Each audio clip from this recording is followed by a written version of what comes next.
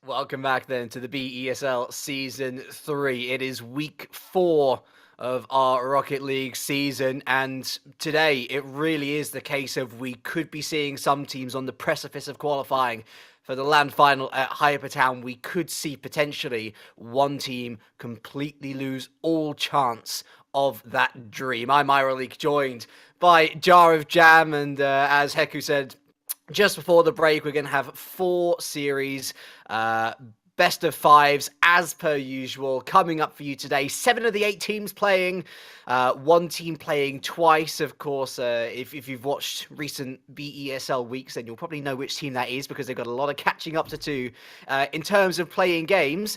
And I guess, well, where better place to start than there, Jam? Great to have you with us. A brilliant schedule on for us today, and I think the Professional Ball Chasers is one of those teams which are going to be incredibly interested to see how they do today. Yeah, there's a big reason for that. We haven't really seen much of Ball Chasers, and coming into this week, they have played only 1 series so far. This, though, means that they will have to run a couple of gauntlets, one being today and one at the very end of the season, and having to play more than 1 game per each day, which sets up a team either for a really good push forward, for a really big change on a season leaderboard, or for a little bit of a problem if they can't exactly handle too high-level matches. This one, though, despite them almost sharing the same position on the board with Postgame Strong, for me, it looks like an easy one for the Postgame Strong to take. This is a team that I think both of us are expecting to finish top 4, if not even top 2. So versus Postgame Strong, who were up and down, seemingly it's an easy one. Of course, we do have 3 other series to go through. You can look forward to the likes of WeIte versus Mind Games eSports, the resurgent from last week, Spectre, up against Ram Ranch, and that is the game which we're looking at, where we could lose our first team from any chance of qualifying for that final. And of course, our match of the week, I think a unanimous one across the board in terms of anticipation. Professional Ball Chasers up against the Backflip Boys. That should be an incredible matchup. But in order for it to be the incredible matchup in terms of position in the table that we're expecting, Jam, like you say, they need to get past Postgame Strong first. And Postgame Strong, we were looking at them in week 2 and we're thinking, wow, goodness, these guys are amazing. But here's the thing, right? Professional Ball Chasers, 3-0 sweeped Spectre. Last week, Spectre 3-0 sweep Postgame Strong, so if my punditry skills are correct, then surely Professional Ball Chasers are going to wipe the floor with Postgame Strong, but I guess it's never as easy as it initially seems, is it? Well, your math definitely checks out, so if you go with a sort of a WWE belt, yeah, I've seen people play that game where they sort of whoever wins against whoever is holding the title. So there's an official champion, there's also unofficial champion who has won the title from someone. If we just adapt those rules and take it here, then yes, it should be Ball Chasers winning it easily against Postgame Strong because they have defeated Spectre previously. Spectre themselves had a little bit of a renaissance last week with 2 matches of their own back-to-back. They were able to turn their 0-2 into a 2-2, and coming into this week, they'll also be looking pretty strong. Actually, my prediction is that we'll take the match this week as well, but that will be our 3rd one. Here, though, it's, again, Postgame Strong with Rukava and Narcis, who we have picked as our most valuable players during the week 2, plus Dipsy, who I think we undeservedly put out of that contention, but Dipsy really does a lot for his team. They haven't really shown their top game that we've seen against Mind Game Strong, for which we're hailing them so much. Versus Spectre last week, it wasn't the same performance. Now coming against an even stronger team, I rate their chances are pretty darn low. Still, during that fantastic game during week 2 versus the Mind Game Esports, they surprised us. I'm open for more surprise.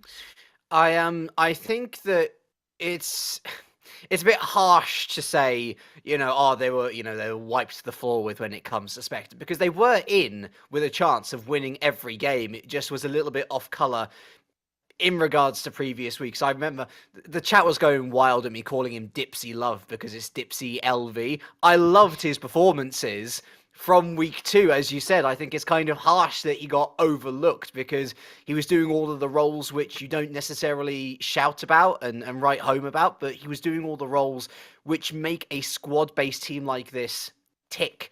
And so I just hope that they're able to refine their form from week 2 and go up against this professional ball chasers team, which, okay, everyone's expecting a lot of them. Okay, they 3-0 sweeped in their first week. But there are so many ifs and buts, and I still feel that they have a lot to prove. Let's see if they can prove it here in game number 1. 5 minutes on the clock here. It is going to be professional ball chasers in the blue. And in the orange, of course, we have our squad of post-game strong. And immediately it's going to be possession 1 in the midfield by the professional ball chasers. Why not Party with the clear? Dipsy, aforementioned, going back. Doing the clean-up work. Gets it around 1. Arceus as well in there. And a shot goes harmlessly wide, but a nice counter-offensive from post-game strong. The ball remaining in the blue half here is Arceus, one of the top scorers, certainly, in terms of your shot on goal conversion rate. Got to watch out for him always. Dipsy goes up high. The ball met off the backboard by Phoenix, who continues to carry it over 1. Gets it past Rukawa, but the ball also goes harmlessly wide in the process. Pro Bowl Chasers are not exactly looking at their fullest right now. I feel it's like the overall pressure for post-game strong. They are deep in the Pro Bowl Chasers side, taking their boosts, making the attacks happen. Pro Bowl Chasers look like they still need a bit of time to get to their level, while post-game strong is trying to take the game before that happens. Comes to the far wall. Why not Party? Nice doink onwards. Phoenix can only help it over to the far corner, however. And that's an easy clearance for Dipsy, straight to KK. But the ball falls a little bit awkwardly for Why Not Party. He's forced to reposition, completely whiffs it in. KK doesn't exactly get the best touch in it himself. Why Not Party into the centre. Rukawa cuts off the attack chance as it was coming at them. Rukawa doesn't get it past Why Not Party. Just goes high to the crossbar. And Why Not Party follows up his own crossbar shot. That is a very neat little goal. Rarely do you go for your own passes, but Why Not Party saw the opportunity. Dipsy, unfortunately, spent a lot of time driving around the field without any boost to his name. As a result, it's way too easy for Why Not Party to put it on the net when the defense isn't challenging him quickly enough. And Pro Bowl Chasers finally break down the defense of post-game strong that has struggled just a little bit with quick clears. KK keeping that pressure on off the backboard, tries to find someone in the middle, but the ball goes all the way down the other side of the pitch, and Why Not Party had to be aware to that one. Big save as we head towards half-time. It's Arceus. He's tried to get a clearance, but it only really turned into a pass into his own corner. Arceus now back into the centre. Good block there from Phoenix, though Arceus was up again, but not quick enough. Rukawa, late save at the last. And as much pressure as post-game strong are trying to apply here, professional ball chasers not just dealing with it comfortably, but creating excellent chances of their own. But you still look at post-game strong game and see that they are rising up to the challenges that the Pro Bowl Chasers are throwing at them. All those quick clears, now the touches finally are starting to come into fruition for post-game strong. Previously, they had a lot of misses. Maybe we'll see a couple of them as well still. But they are not afraid to take those risks. And really, more often than not, the touches, the very crucial ones, are coming in through. That's a shot wide by Phoenix. Rukawa into the centre. KK sends it back to the other corner. Arceus tries to get it round Phoenix, but he disrupts the play just a little bit. Arceus picks it up again into the centre. Why Not Party away? Rukawa misses the shot off the top of the cage. KK down to Arceus. Back in once again. Phoenix with a touch. Is Rukawa going to get something here? No. Ball beaten. Dipsy on the return. Gets it over KK. Why Not Party forced to retreat once again. Expected his teammate to get the touch, and Dipsy Love didn't exactly get the touch that he wanted, and Arceus brings it away from Rukawa, who was the third man coming in. Bit of an opportunity wasted there. Yeah, that was post-game strong. Had a great idea, especially with the Pro Bowl Chasers, giving them a lot of space in their own half, but getting caught up with your own plans and not really being on the same page sends the ball back exactly in the opposite direction where post-game strong really wanted. KK, again, keeping this pressure up as we head into the final minute. Very close, game number 1. Very much what I was expecting, certainly. Post-game strong, like you say, rising to the challenge, but yet to rise and find that breakthrough that they so desperately need to take the game into overtime at the very least. Again, Dipsy, not the greatest challenge. And oh, you've got to feel bad for Rukawa there. It's a goal from the halfway mark, but unfortunately it's an own goal. Yeah, it's the pressure that is on you with Why Not Party shadowing that ball. Rukawa needed to make a touch, lest he wanted to give Why Not Party a clear shot at the net. That touch goes awry, and instead of a clear somewhere where your opponent can reach it, the opponent didn't even have to reach it. Post-game strong find themselves down by 2, but the good news is it's not looking as dire as would have expected.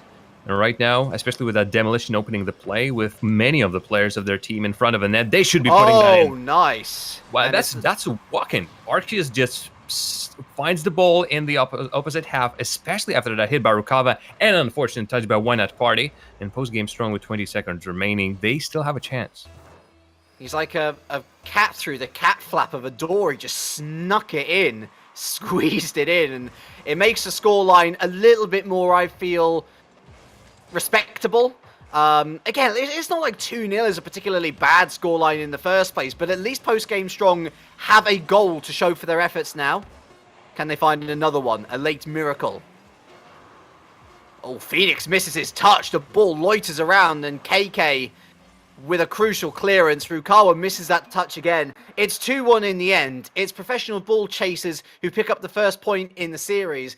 And I do feel, Jam, that on another day, post-game strong might just as easily have won that game themselves. It was devoid of chances. I mean, look at this. Professional ball chasers only with 1 shot on target. That was their 1 goal scored through Why Not Party. Of course, the other one coming through an own goal by Rukawa. Post-game strong had 3 shots on target. I look at the scoreline, and you gotta say, Why Not Party he was everywhere. He was in the back. He was, scoring the goal. He was applying the pressure. Not saying that KK and Phoenix did a bad job, but if there was standout player, if there was one standout player in that match, it would be him. A lot of questions are rising now for Pro Bowl chasers. With a game such as this one, a game of margins, they really need to step up much more. KK and Phoenix would be the 2 players that I would be looking on at the side of Pro Bowl chasers. They really didn't show anything in this game. All that domination previously that they had against Spectre during the only series that Pro Bowl chasers have played so far, nowhere to be seen on the field right now. Truth to be told, though, even that series took the professional ball chasers a little bit of time to shake up. First game went to 1-0, then 4-1, then 6-0, all in favor of professional ball chasers. So it might be just a matter of time. But for post-game strong, this is a bell that says Pro Bowl chasers right now are not giving it all on the field. We can definitely take it. And of course, it is worth saying as well that we're talking about Pro Ball chasers and their chances of qualifying for LANers. Goodness me, that was almost a kick-off goal there from KK. Even if it's a little bit wide, it still ultimately goes wide, and that's an opportunity missed, I'd say. But yeah, we talk about Pro Ball chasers and their chances of qualifying for LAN. It's not an impossibility for post-game strong, of course, coming into this week on a 1-2 score. If they were to lose this, it's still not impossible, but it would make their task for the rest of Season 3 pretty much win every game if you want a chance of winning. At least here, if they were to go on to 2-2 in their win-loss ratio, then maybe, just maybe, they can find something there. Anyway, we're well into game number 2. 4 minutes remaining on the clock. And once again, a very tight game indeed. 0-0 as we approach that first minute come and gone. Good pressure from post-game strong once again. KK looking to bring this one out from the back. Holds up possession nicely. Phoenix was there also. KK looking to get it around the corner, trying to get over one. But good defense. Sees that one boomed clear. That was some lovely play from Dipsy with the way that the ball was coming in, and predictably with many of the players challenging it. The bounce could send the ball either way. Dipsy stays strong, and not only that, puts the ball as far away from the net as possible, giving post-game strong just a little bit of a breather as they all regroup. And post-game strong still keep on winning a lot of these challenges in the midfield. They keep on putting the ball out. That won't be on target, but it's especially in the defense that's where the Pro Bowl chasers are really not looking confident. I know that. You said it, Jam. You said it. I wasn't even expecting a goal here, but Phoenix just carries it around the defense. Say it's 2 sets of axles broken, maybe 4 sets, front and back, both for Rukava and was that Arcus in the net? Neither of them guessed where the Phoenix is going. Phoenix decided to get everything in his own hand, as really it has been going well for his team, and it works out. Post-game strong, so expecting maybe a passing play, didn't expect just a walking goal straight. There was a nice little carryover from KK as well, and another shot on net. Arceus taking out KK, trying to disrupt this great pressure from the professional ball chasers. Arceus misses the shot, and that is a crucial miss because Phoenix doubles the lead in the space of 20 seconds. I lie, 30 seconds, sorry. The math still works out. The problem is post-game strong. Well, their post-game might be strong, but right now the backboard play isn't that good, and so many crucial touches are being missed. And Pro Bowl chasers are adapting to that and are learning to be perhaps a little bit more aggressive, not give their opponents that much space. That passive play style, I don't think it works that well against this kind of opponent. And as a result, the goals are still coming in. There was another opportunity where their own team was causing issues, unfortunately. And is this a Phoenix hat-trick? It's a Phoenix hat-trick. It's literally on the stroke of halftime, Jam, and he's coming into his own. We're just loving these numbers, and Dipsy, with Phoenix and KK both coming in, there needed to be a little bit of play in the air, just a little bit of a jump with your back to the ball, but try and stop it. But once again, nobody's coming in from on the backboard for post game strong. Remember that touch by Rukava that saved it? Okay, Phoenix just doesn't care. Can't stop him. To add as many goals to his name as possible. There are a couple of people currently in the lead based on goals. Phoenix would like to close them down as fast as possible within the margin of 1 game. It's Kartu and Garsho, by the way, both on 14 goals. That's the current record that Phoenix is going to be aiming for. And well, oh, hello! A reply, finally. Bit of a messy one, but they all count. And it works for post-game strong. This is a strategy that really got them their victory again, My Games eSports. Passing plays on the ground. It just looked, week number 2, that Rukava and Arceus read each other telepathically. That's how well they were getting in the right positions here. With the right opening found, they can just continue replicating that as long as they can find position like that. More often than not, though, we see post-game strong a little bit discombobulated in the attack. Oh, Rukawa again with a little chip. KK, decent save, and Rukawa passes back, thinking that Arceus was going to be there, but he actually completely missed with the back pass. So it's ended up hurting his own team more than helping, and that's almost goal number 5 there as Why Not Party shoots wide. KK towards the near post. Arceus was there. Phoenix back into the center. Here comes Why Not Party. And Rukawa away, minute and a half left. This should be an easy save for one of the two. Yeah, Why Not Party cleans up nicely. But post-game strong, bringing the players and trying to stop Pro Bowl chasers on midfield, so that more chances are coming in for post-game strong themselves. But it seems like about 50 of those chances coming through. Well, but nothing is at the end of that clear. Oh, dirty. Good dirty goal. from Why Not Party, stealing the ball in the midfield and executing the double touch of the backboard perfectly. Please remember, audience, to smash that like and subscribe button, just like Why Not Party. Smash that one in off the top crossbar. The top crossbar, as if there's a bottom crossbar. It's legendary. It's mythical. Nobody ever hears about it. But that's 5-1 now for professional ball chasers. Point proven, guys. Point proven. You are looking strong, and Rukawa now flailing around in possession. Arceus flying in to try and get some sort of a clearance. Here comes Dipsy down from the wall. KK picks it up so easily.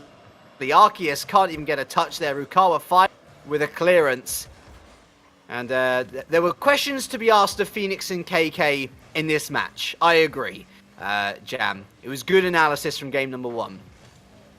I'd say questions have been answered, and questions are now very much asked of post-game strong.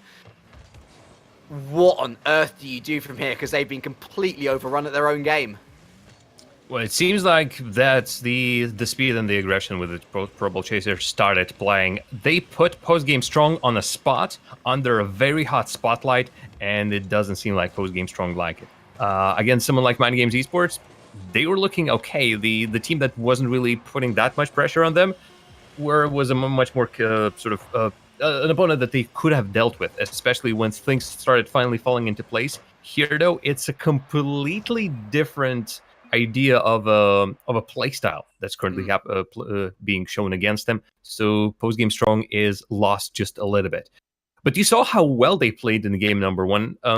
Bar the amount of shots that both the team have taken, Postgame Strong were still finding their opportunities on the field. That passing play that led to their only goal in this game showed that they still are capable of doing so.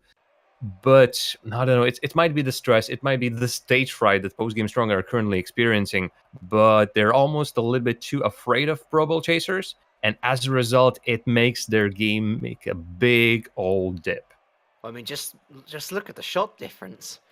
Pro Ball chasers in game number one had 1 shot on target. Add 10 to that for game number two.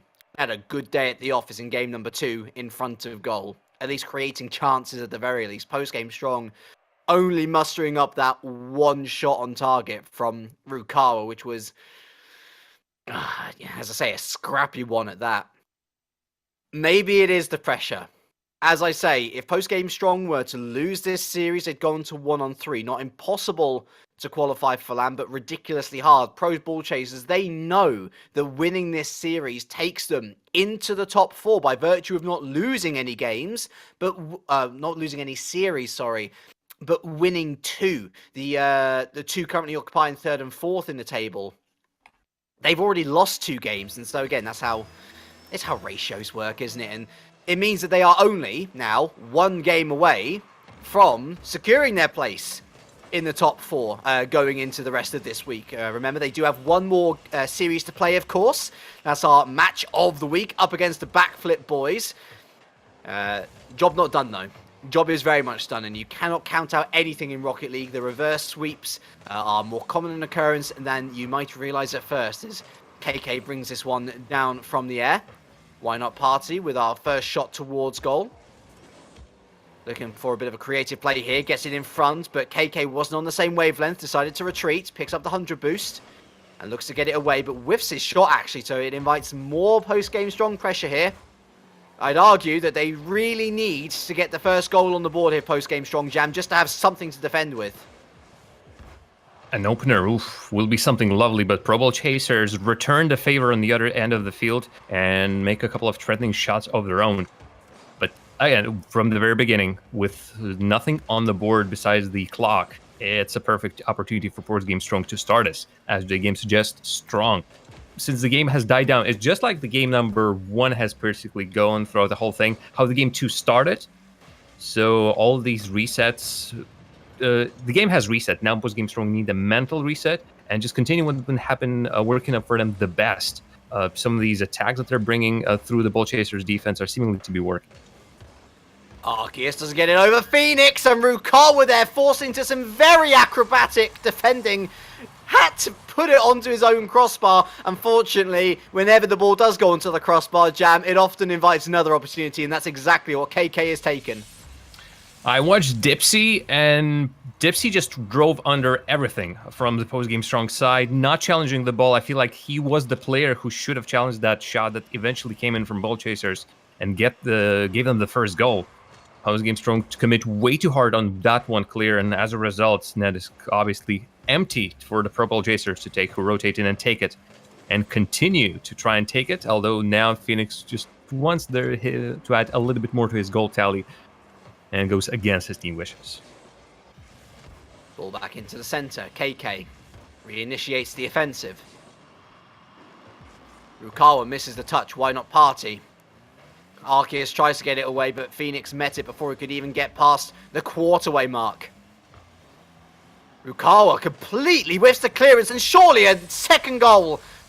These mistakes are starting to become basic, Jam, and this series seems to only be going one way. Yeah, you could see a lot of confusion in defense of Postgame Strong, where they just don't know who on earth will be going for that next ball.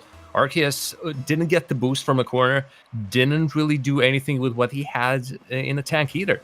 And as misses are coming in and nobody is taking the charge, something that we've seen many times from Ram Wrench previously, if Postgame Strong just lose out of basically out of indecision, not knowing what to do in their defensive half.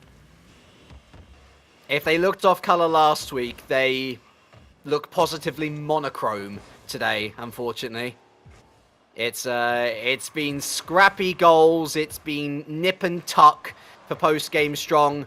Their defense has been poor, and their offensive hasn't been much to write home about either. Phoenix gets this one off the backboard, another backboard miss.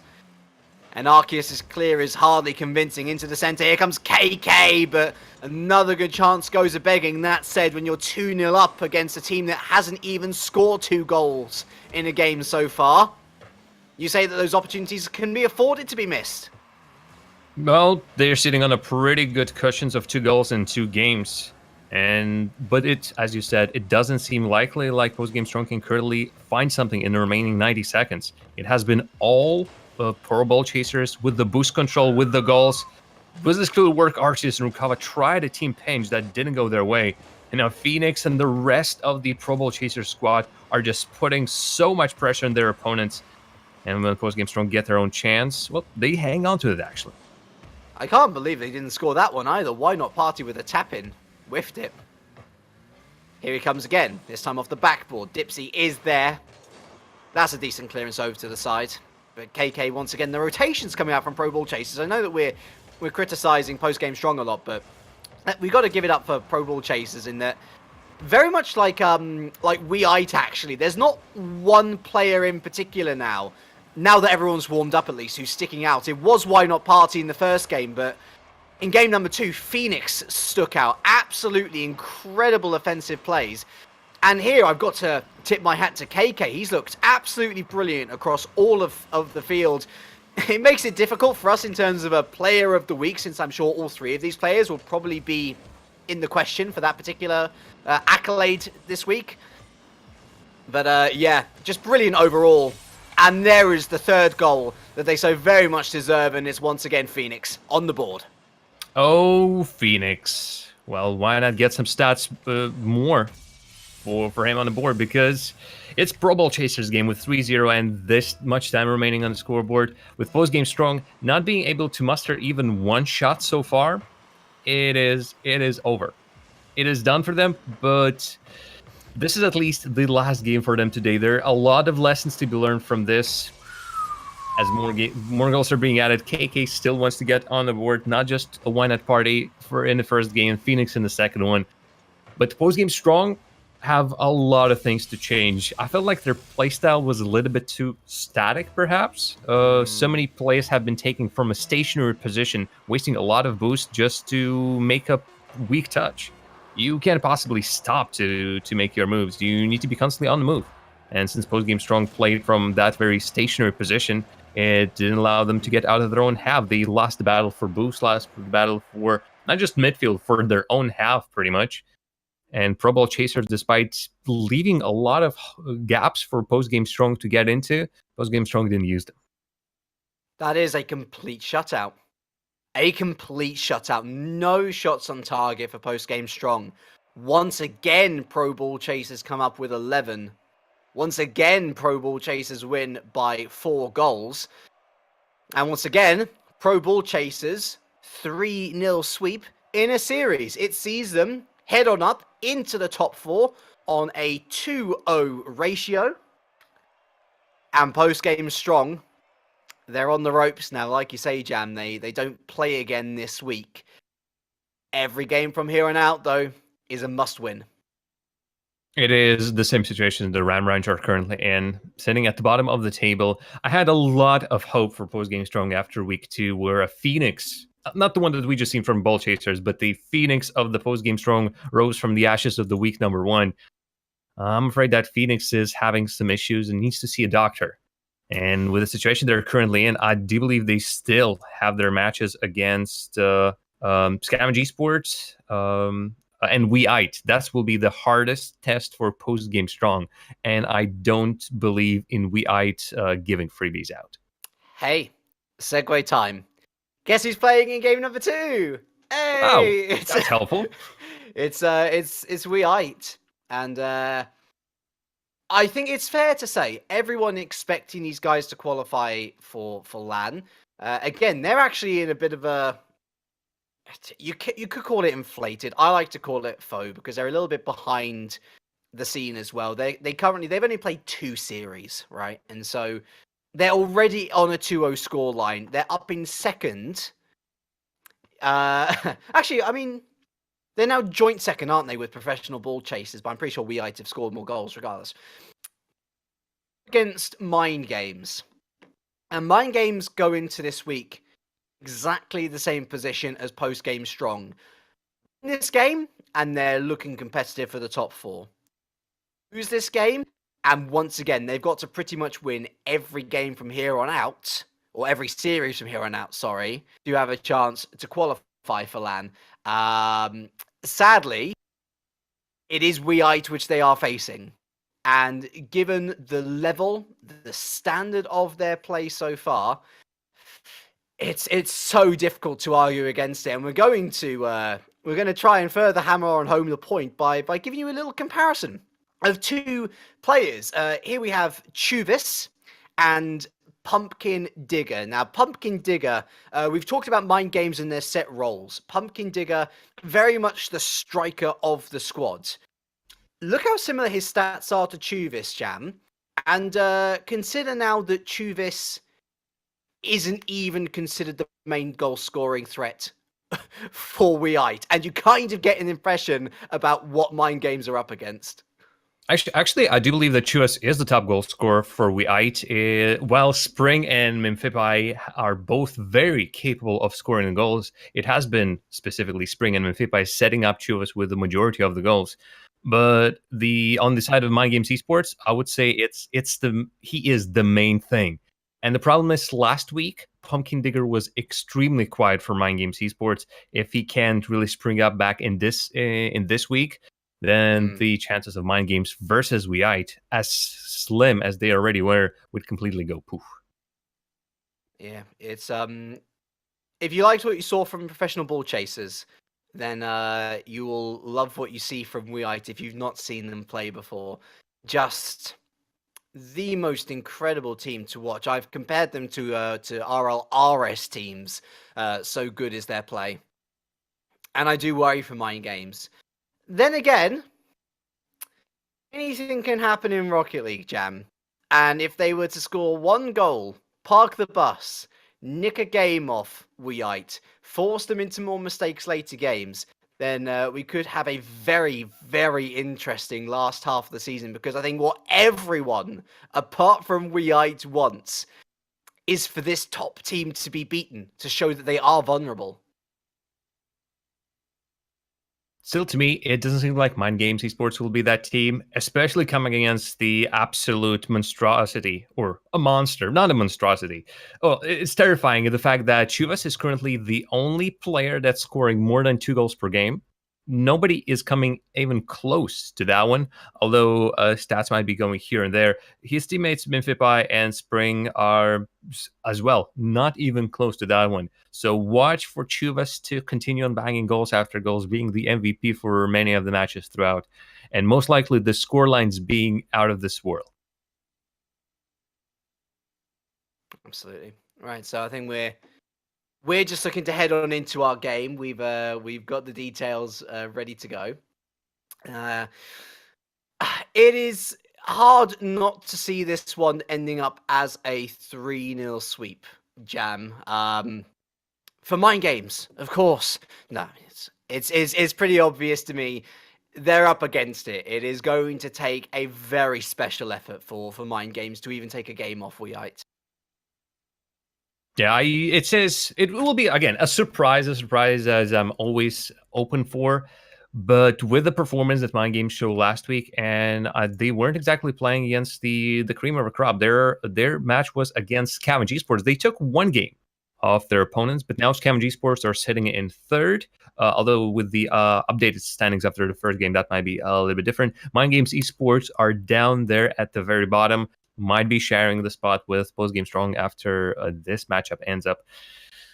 They have not shown much of a resistance, with the only exception being their very first game, our very first game of the season, actually, where Mind Games was playing against the Ram Ranch. And here, coming up against the top team, when their best result was only against the worst team of the league right now. I'm sorry, Ramrange. I'm talking purely stat-wise. It is looking like either a proving ground for them. No one is expecting anything from Mind Games, so why not really shock all the pundits and say, wow, we can do this. We can do this against Weite. Or is just Weite will be coming in this one and dealing some pain? They haven't been playing last week. We haven't seen them during the week number 3. But here, it's a welcome return of Weite. Currently, what should be considered one of the top teams in the league. Yeah, just to confirm for you, by the way, Scavenge eSports now down to 4th. Of course, Professional Ball Chasers going up ahead of them onto 2-0. Currently, level with Weite. If Weite, of course, win this series, then they head up back to the top of the standings with a 3-0 ratio. They've still got to win their 3 games, though. And it all begins here. Another 5 minutes on the clock in this best of 5. And it's going to be Pumpkin Digger attempting the clearance. It's going to be MacGyver, not with an early save, but dangerous situation early doors. Gustaz, of course, back in the team after being subbed in for last week. Oh, Pumpkin Digger with an early opportunity here. Gustaz, back in the team, back in the goals. We do have a goal for Mind Games. Well, what would you say? Mind Games started this one strong after a small mistake, but I want to praise the Gustas' touch. The way that he stayed with the ball and got a second touch of that block, that shocked everyone, including me, myself, and definitely the Weite defense. So, Weite, Mind Games are here to play. Do not underestimate them, and I think that is potentially, as another shot goes a-begging from Pumpkin Digger, one enemy that Weite has that could really cause them some harm long-term. Complacency. They have been playing some beautiful Rocket League so far this season, but that is no excuse for them to take, very literally, their eye off the ball. And Minfipai there, starting to put a bit more urgency into their play. That's a gorgeous threading of the needle. Just finding himself a position on the field. Gustas, Pumpkin Digger, all in the way, but all just a little bit off. They had the angle, they just weren't expecting a shot of that magnificent pace. And Minfipai the Weite weren't able to find anything in the air at the very beginning, but they sure as hell found something on the ground. So, MacGyver away. Juvis with the touch off the top of the cage. Helps on by Gustaz J. Good pressure here from Mind Games. Pumpkin Digger again rolls it off the backboard. Chuvas down to, I think that was Spring, but Gustaz once again on the counter-attack. Gustaz? What? Did he go on holiday? Did he have like some sort of massage therapy? This is incredible stuff. And even with some flair to add to that touch, a little bit of backflip on the way there. Linkarenio looked great last week, but give me more of Gustas, because right now the Lithuanian player is carrying his team all the way to the bank. Oh, loose touch from MacGyver, and Spring uncharacteristically goes wide. That doesn't know. Minfipai once again, basically, I mean, if Gustaz is the savior of Mind Games, Minfipai currently keeping Weite in it. Yeah, just saying, guys, when you really need to fix this. This is getting embarrassing. A little bit of a mistake by Pumpkin Digger not getting the initial touch, and then a tad late on the following challenge can give so much time for Weite. You know that they will be waiting very close to your net. Maybe both teams looking to close up a little bit more now. Oh, Spring with a light touch towards goal. Pumpkin Digger up slow enough to make the save. Gustaz goes downfield. Minfipai there. Over to the side. MacGyver. Spring with the save. MacGyver back into the centre. Goes high. And Minfipai is left to bring this one away. Everyone in retreat on Mind Games. Pumpkin Digger there. Now dragging it out. Tries to read a touch from Chuvas, but calm and waited for his opportunity. Did the Lithuanian. Pumpkin Digger. Down from the backboard. Chuvas carries this one out. Onto the other backboard now, and Chuvas not following up the touch. Guyver just flat out missing. Minfipai's got his hat-trick. Welp, it happens like that with touches not really finding their target from a side of Mind Games eSport, and a couple of late reactions. I just set a passing play going. It's a routine passing play with a routine shot, but Mind Games just couldn't react quickly enough. This pressure is still very much on them to really perform, especially after the opening from Gustas, leading on Weite. Not many teams could say that they've done so within the duration of the season. So just after half time, can you believe it? For the first time this series, Weite take the lead. And it has been such an open game, as much as the neutral want to see Mind Games get a win here. Same time, you can't really say that Weite have not deserved to take the lead. Spring, loose clearance, Minfipai helps it on. Easy meet in the middle for Gustaz as the ball continues back into the orange half. Chuvas over one, goes over everybody to the far side. Spring back into the corner, and Chuvas follows it up. Minfipai into the backboard. But once again, no follow-up, and Gustaz away. Pumpkin Digger towards the target. Spring with the save. Minfipai taking out Pumpkin Digger now, and that is that offensive neutralized. That was dealt quickly with by Weite, but Mind Games are trying to utilize almost everyone to get to the net. It's just that Pumpkin Digger, I still don't see the top of the game from him, and this could also turn in dangerously. But the rotation from Mind Games are solid. They're constantly bringing the players in from the back to continue on putting out the players for clears, for everything in between. But when the precision for Spring is like there, a bomb in the top right corner puts a little bit of a big dip in the chances of Mind Games. What a finish. That's brilliant stuff. And Minfipai turning from scorer to creator. And a 2-goal margin now established. Difficult to see how Mind Games can get back from this one. As soon as Weite took the lead, it was like a light switch had been turned on. Chuvas into the middle, and Spring quite happy to keep possession and just take it back. Gustaz, though, good challenge. MacGyver tries to bring it in, and we're back to a 1-goal game. That little bit of a Mind Game, finally. The Mind Games eSports squad is living up to their name as MacGyver had it. What a finish. Almost touched it, but then didn't. That is the fake of the highest caliber. And MacGyver adds to the board as his team needs as many goals as possible in the remaining 30 seconds. This was Pokemon. That'd be a feint attack. And look at that. Immediately on the offensive again. I was saying that it was like a light switch had been turned on. Well, Mind Games almost going to fourth themselves. This is a spirited effort from the team that currently sits 6th in the table. Continued pressure, though, from Weite, and only 10 seconds to try and make something happen here for Mind Games to take it to overtime. Ball goes round the corner, helped on by Minfipai. Calm, under pressure, ball back in, and look at that. Once again, it's Spring away. Minfipai kills the offensive completely, turns it into a counter-attack. And what an entertaining game one we were treated to there. 4-3, ultimately, the final score. But the crucial stat at the end of the day of that is Weite still take the game win. And good, wow, I can't believe these stats. 5 shots on target for Weite, none of them coming from Chuvas.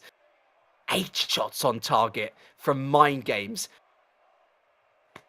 I'm at a loss for words. It's seemingly like your mind is blown out of league, so is mine. This is what we're currently seeing on the screen stat-wise is something I didn't expect at all. This shows that Mind Games are really absolutely capable of it. Weite, though, seemingly haven't just unsheathed their secret weapon. It's not that much of a secret. Everyone knows that Chuvas is a top scorer for Weite, so the moment they start using him as well, it will turn from, or most likely will turn from bad to worse. Mind Games, though, show that, hey, the big Goliath, the team that everyone is afraid of, the team that I personally constantly put to be either 7-0 or maybe 6-1 at the end of the season, that team potentially can be beat their openings. And Mind Games, seemingly in just 5 minutes, have learned how to use them.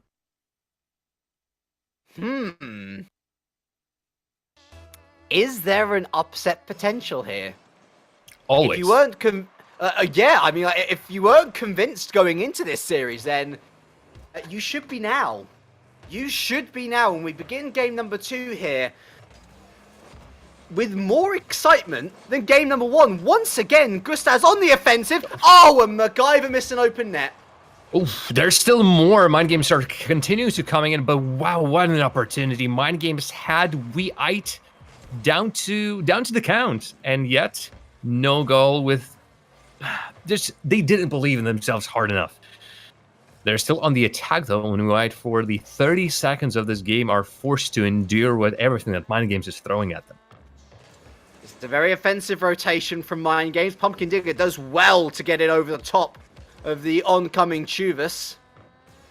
And you do... I feel like this series could very much open up for WeIte a lot more if Chuvas is able to get back onto the form that we know he's absolutely capable of. Mimfipai on target, saved by a Pumpkin Digger, though it's fair to say that there were 2 there ready to meet the shot. Staz, soft touch, looking for MacGyver with the clearance. There he is, Mimfipai. It's an easy counter-attack initiated here. Chuvas looking for the extra touch, but Pumpkin Digger was there and MacGyver over to the side. Defense holds out for Mind Games. Mimfipai beats Gustaz to the challenge, and Pumpkin Digger now forced to try and get it out of his own corner once again. Hugging the wall, and Chuvas is patient enough to pick up possession, leaves it over to Mimfipai now. Gustaz just trying to read what Mimfipai is looking to do, and Pumpkin Digger with the big clearance. But Mind Games are keeping the player in the midfield. They're risking a lot because WeItes, with their passes in the midfield, in the center rather, are threatening the Mind Games defense. But the moment all that 1-2-3 from WeIte end with no result, Mind Games have a perfect opportunity to start a counterattack with that player kept in the midfield. They haven't been able to utilize them properly just yet, but the potential is there. Defense is starting to stretch a little for Mind Games. Backflip clearances. Last person in net. It's getting ever so... The wooden bridge is creaking ever so slightly. Pumpkin Digger not able to get it past Spring. MacGyver. Oh, that's a bad clearance into the corner. Gustaz cleans up. Misses his chance to continue the play onwards. Chuvas. And once again, it's MacGyver on the clearance. WeIte respecting Mind Games a lot more in this game. That much is clear. Their fast-flowing plays simply not coming out. Pumpkin Digger's got the he's got the goal to aim for. Mimfipai with a backflip block. And on target now from Spring. And once again, his accuracy, his patience has paid off. And it's 1-0 to WeIte with just over 2 minutes remaining. Props. All the props to WeIte for enduring that attack by Mind Games. 3 shots on target, 3 saves by WeIte. Last one was looking a little bit more dangerous than the other ones, but they were calm and collected. They didn't overcommit. They didn't go ham with their clears. All the players were still in the net, basically. It's just that the positions that they were taking were always on point. And since Mind Games used everything on that attack, a quick return from WeIte gets them the result, especially with their little bit of a shadowing formation as well. Spring following Mimfipai, as Mimfipai has been dribbling. But it's only a 1-0 scoreline, and Mind Games are still getting about the same amount of shots that their opponents are getting. So it is a possibility. Pumpkin Digger still so extremely quiet. So is the Chuvas. 2 players that we decided to compare our league are still not there to be found. Goal scorers? No, it's seemingly Spring, Mimfipai, Gustus, and MacGyver who we need to be looking at in this series. We have a saying over in the UK, which sums up that situation perfectly. Sadly, it also contains profanities, so we shall not be using it on this stream. But you kind of get the impression that it's effectively the caster's curse, but well in advance, basically. And, I mean, this game should be 1-1, Jam. You think back all the way back to the first 10 seconds of the game, where MacGyver had an open net and he missed it. That's not just going to be playing on MacGyver's mind, I can tell you that much. And Chuvas there with a shot on target. Pumpkin Digger, you say he's been quiet. I think he's been great in defense, honestly. Helping his team out an awful lot. And Gustaz there tries to get it under one. MacGyver with the challenge. Is there Pumpkin Digger? No. It's left to Spring. Here comes Pumpkin Digger now looking to restart some sort of an attack, but he's not able to get it past Chuvas. And similarly, although Chuvas hasn't been that shouty in the offense, he's been good in the midfield. He's been doing all the dirty work. And well, we were not expecting this series to be this tight. It should be overtime. But if you don't put away your chances, then you are going to lose in Rocket League. And once this ball hits the floor, it is going to be WeIte taking us to game number 3 on match point. Anyone? Trying to keep it alive. No, there we go. Finally hits the floor. And yeah, 2-0 in the series to WeIte. But this is a much tougher challenge than I think any of us were expecting. Honestly, at the very end of that game, I would love to see Mind Games to at least try and get it. Yes, WeIte retreated to their own half. For Mind Games, a really strong clear could have given them an extra chance. But for whatever reason, they decided to back out. Good news for Mind Games, though. 1-0 is the closest, is the lowest scoreline WeIte have been kept to. Well, been kept to is a relative term since they won still. But WeIte, this is the first time they don't score more than 1 goal in their series. And if you remember, there had been some boomers, 8-2 during the week number 2 versus the Backflip Boys. So they are no strangers to scoring a lot. 6-0 versus the Scavenge eSports as well. So now being kept to this scoreline, Mind Games are definitely doing something right. So everyone who wants to beat WeIte, you need to get those replays, you need to get those VODs, and keep on watching. Because right now, Mind Games are creeping ever so closer to upsetting WeIte, taking the very first game of them as well, because WeIte haven't lost a single one just yet. I don't like singling out players for criticism, usually anyway. But as a caster, it's also my job. Guyver's got to step up. Guyver has got to step up. He's done decently in bringing the ball out from the back. That's fair enough. But his accuracy and his actual consistency in hitting the ball into a net leaves a lot to be desired. Can Mind Games nick a game off WeIte? Yes, 100%. Is the reverse sweep possible? Maybe. But when WeIte are in the mood like that, it's a tall order. It's a mountain to climb. Yeah, I don't think the 8-ball will be able to answer you that early. I think the answer is indeed hazy. Try again later. After maybe perhaps those 5 minutes and then another 5 minutes if the luck of the draw exactly goes that way. But so far, there hasn't been a big change from either of the teams. Like that complete change from WeIte that I perhaps would have expected happening in game number 2 didn't happen. Doesn't seem like it's happening in game number 3 just yet, although the pressure is mounting. I think this is the harbinger of the things to come, our league. Chuvas scoring the first goal of the series, so it's a 1-0 to him in this duel against Pumpkin Digger. This time, WeIte might start as strong. Previously, Mind Games were always controlling the start of the game somewhat, especially in game number 1, where it was Gusta scoring 2. Here, though, so far it has been all WeIte. One of the earliest goals we've seen all series as well there within the first minute. Oh, and that's a miss from MacGyver. Just about gets up to redeem himself. Here we go. This is one of his good clearances. Downfield. In Fipai. Gustaz misses the touch, and so here comes Pumpkin Digger. Gustaz already upfield. Spring. Down to Pumpkin Digger, but Minfipai there with the save. And that's a poor follow-up from MacGyver. Instantly allows the counter-attack. Gustaz back to Chuvas, who brings it back into his own half. Keeps it simple. Puts his own team under pressure, but pressure's their middle name, and they come out once again with yet another counter-attack.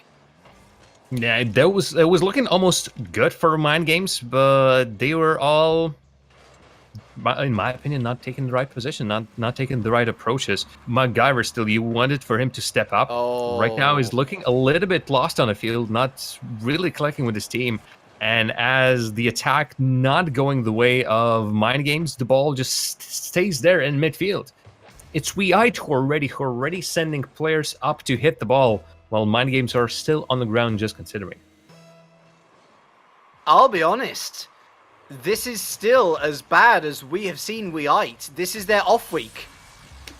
Yet in game number 3, before half-time, they now lead by 3-0. It is the new and improved Wight, but I wouldn't exactly say it's the domination. This one was a little bit of a fluke. Straight off the kickoff, Mind Games not being able to react quickly to an unfortunate pinch in the midfield. And I wouldn't exactly say that they having their week off as well, because what Mind Games shown in game number 1 and game number 2 rather, it was incredible against someone the class of Wight. But right now, the snowball has started, and seemingly Mind Games will need a flamethrower the size of a planet to stop what Wight have just started. It's such a shame as well. Again, what if that MacGyver goal had gone in at the start of game number 2? Would we be talking about Mind Games potentially with a game there? Pumpkin Digger, nice redirect. And once again, Minfipai coming into action in the rear guard. He's already upfield. Their rotations are starting to become a lot better, are Wight. Still not perfect, and that's an open net for Gustas to shoot at. And we're back to a 2-goal game with 2 minutes left. Recognize the situation in their own half. Spring, I think, was expecting Gustas to go for the ball. Tricks out Spring, and that bump on Spring and not allowing him to reach the ball allows Mind Games to quickly couple up a rotation and send it straight down. As we were all thinking about the attack, they were pressuring, looking for a 4th goal. Instead, they get one on the other end of the field. That was a good offensive play by MacGyver. Tried to get it past it, but Spring so close from putting away goal number 4. If the Hail Mary was ever a legitimate strategy in Rocket League, then it would have to come out now. Unfortunately, Chuvas has had his breakfast, he's woken up, he's out of bed, and he's got himself a hat-trick. The patience from Chuvas, staying on the wall, waiting for the clear to come in from Pumpkin Digger, and has been served to Chuvas on a silver plate. The top goal scorer for Wight is now living the dream with 3 goals in this one, adding to yet another pretty impressive tally. I do believe that was 12 he was previously sitting on. Right now it is, my goodness, it's 13 actually, my bad. So 16 in total for Chuvas this season, and the goals that he's scoring in this game specifically, just one better than the other. Okay, that was okay-ish goal. The level of Chuvas can do better, most definitely. He was still there in front of the net and finishes the job. Hey, he's now the top goal scorer in the BESL Season 3. Every goal counts, that's number 17. And he'll take any more where they can come from. MacGyver on target, but it was straight at Spring from the kickoff. MacGyver attempting to help it onwards. And Minfipai now looks to bring it out from the back. There's no real need to pressure anymore, unless Chuvas does want to keep on upping his goal tally. Because with a minute left, to find 4 goals is nigh on impossible. Yeah, we'll still be looking for him. Look at that, the passing plays. One tried something to create something rather with all 3 players up front, but it has to come naturally. And what seemingly is coming naturally is the goals for Wight. Just a full basket of goals has been overturned in game number 3 after we had a drought in game number 2 with only 1 being scored. And despite Mind Games still keeping up with the shots with Wight, the scoreline tells a completely different story. On the precipice of a Brazil.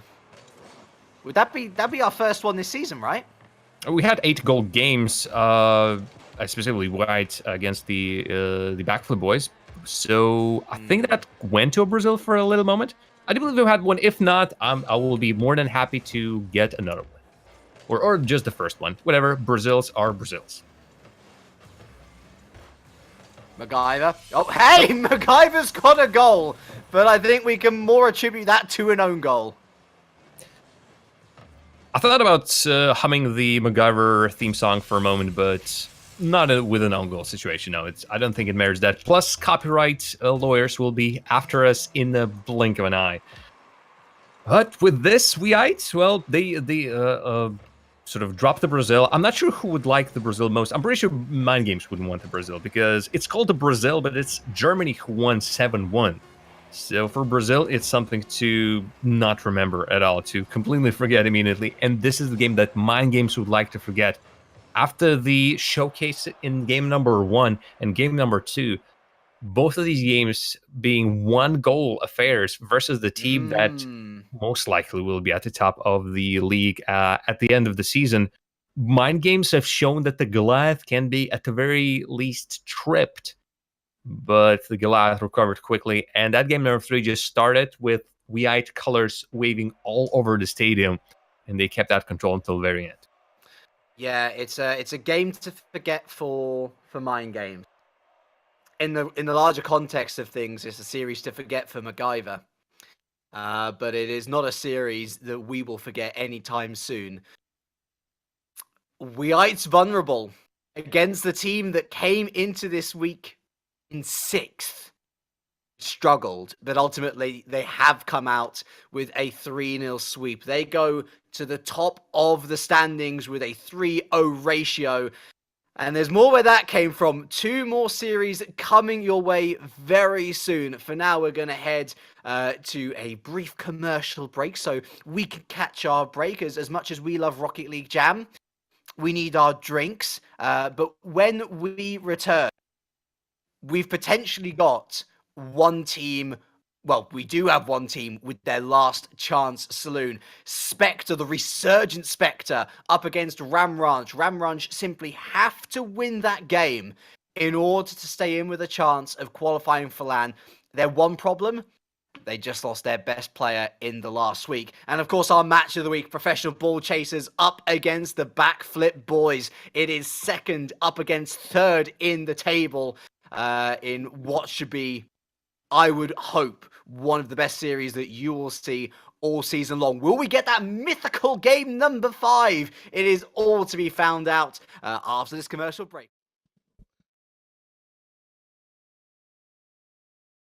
Labākais veids, kā atpūsties no ekrāniem, ir iziet ārā īstenībā. Man patīk pastaigas, un es izēju ārā, un tas, man liekas, ir labākais veids. Ir ceļš tagad pavasarīgs laiks. Ir super kaut ko ārā padarīt. Un mēģināt neizvilkt savu telefonu ārā no kabatas. Iet izbaudīt dabu. Man šķiet, ka tas ir ritīgi forši. Aiziet mežā, pasmaržos sēnes, kaut kādas sūnas, paskraida apkārt pa pļauju. Jo to visu ir apvienot. Nav jau tā, ka visu laiku ir ekrāns. Laikam satikties ar draugiem. Tas būtu labākais. Tad tu neesi motivēts, piemēram, sēdēt mājās. Vai, piemēram, ar telefonu, kaut ko tādu. Labākais veids, kā atpūsties no ekrāniem, ir, kad es dodos skriet, vai arī vienkārši pastaigāties, tad es pilnīgi izsācu telefonu, es varbūt pat atstāju mājās, jo telefons tas, ko mēs visbiežāk ņemam līdzi. Un tad es dodos pastaigāties kādu stundu, 2, atpūšos, izslēdzu domas. Un, jā. Man mājās es pieliku tagad pielikšanās stieni pie sienas uz balkonu. Man ir stiklota loģija, es varu arī ziemā vienkārši aiziet, pieņemsim, pievilkties vai kaut ko tādu padarīt. Es nekad nevarētu iztikt bez kafijas. Man ir problēma. Es atzīstu. Jā. Es nekad nevarētu iztikt bez gaisa. Tur jau mirst nost uzreiz. Internets, šokolāde. Internets arī ir tāds, man liekas, mūsdienās neviens nevarētu. Jā. Bez savas draudzenes un draugiem. Man tie brīži, kad tu tā kā atslēdzies no visa. No darba, no problēmām, no visa, un tad tu esi ar tiem cilvēkiem, un tie foršiem ir brīži, kad tu vienkārši nedomā ne par ko esi tajā mirklī. Es nekādu nevarētu iztikt bez savu kaķi.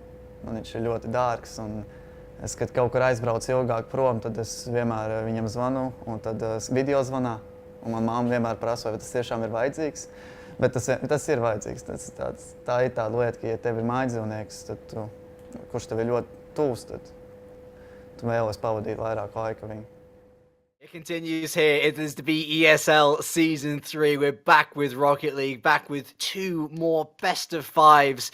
And these best of 5s are looking particularly spicy indeed. We'll go deeper into that after we've reintroduced ourselves. My name is League, joined, of course, by the Latvian legend himself, Mr. Jar of Jam. And Jam, game number 3, or series number 3, rather, coming up. And it is a game which both teams really do need to win, but for very different reasons. you have Ram Ranch currently sitting on 0-3, rock bottom in the league. Their chances of qualifying for LAN pretty much all but over. They will be over if they lose this series. On the other hand, you have Spectre. Win here today, and you'd argue that they're only one more win away from qualifying for LAN themselves. Yeah, they could put themselves in a really great position with this win after they have already started their comeback during the last week, winning 2 of the 2 that have been the matches that was there for them. And we can't underestimate the importance of this game for Ram Ranch, of course. And this comes off the first midseason transfer that happened in BESL. Ram Ranch are no longer have Super on their squad. Grumpy have coming in, the player you might have seen a couple of in previous weeks when he was subbing in for the Backflip Boys. He looked pretty strong, but losing a player like that, this is not a substitution. This is a full-on change in the roster. Might either kill the chances of Ram Ranch even more, or give them a new beginning. Especially knowing that Akfas is back this week as well. Hard will be back on the sub bench. So with their captain again, Ram Ranch have that possibility. I'm going to be real with you. Much as I like Grumpy, or at least from what I saw from him in that sub role of the Backflip Boys, is he a suitable replacement for Super? I can understand why Super left. Let's just put it like that. I know that Akfas is the captain. Have I seen that much out of him to suggest that he's the sort of presence that this team needs to lift themselves up? Not as of yet. Everything can change my opinion, though. I'm always open to new viewpoints. I feel like they've got a good chance against Spectre. Yes, we saw them perform way and above beyond what we were expecting in game number 3. 2 3-0 sweeps. It was incredible to watch. But the momentum is with Spectre. With LAN so close at this point, I can't see them slipping up against Ram Ranch now. Although it does still prove to be, I think, a banana peel game. They could slip up if they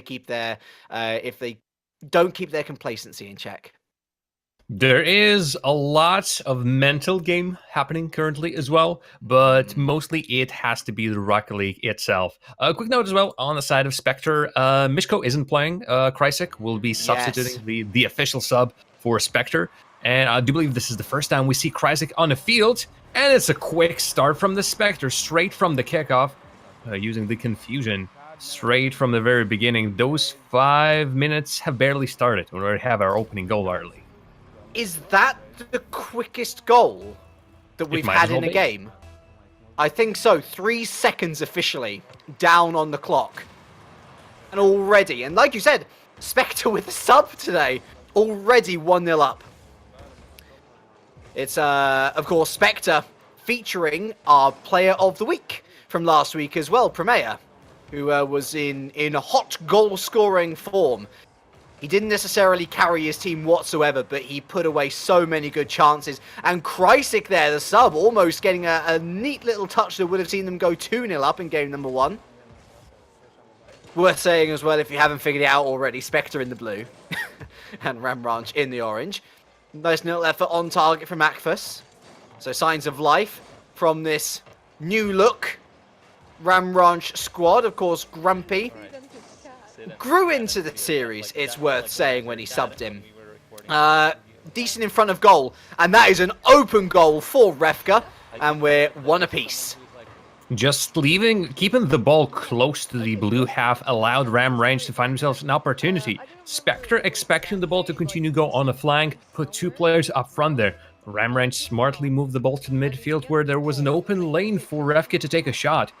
And so far, Refka and especially the Grumpy, the player that is stepping into some shoes at the very least. How big they are, that's another question for maybe another time. But right now, it's Ram Ranch that are not looking out of place.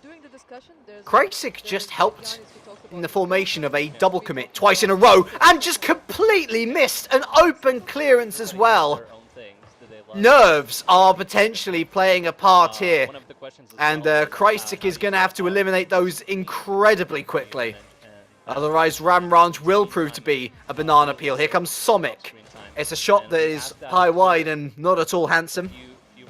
Kreisik once again flying into a challenge when staying back might have been the better option. Akfus kind of misses his touch as well. The game, after 2 very quick goals, devolving into very weak / poor plays. Another miss off the side from Kreisik.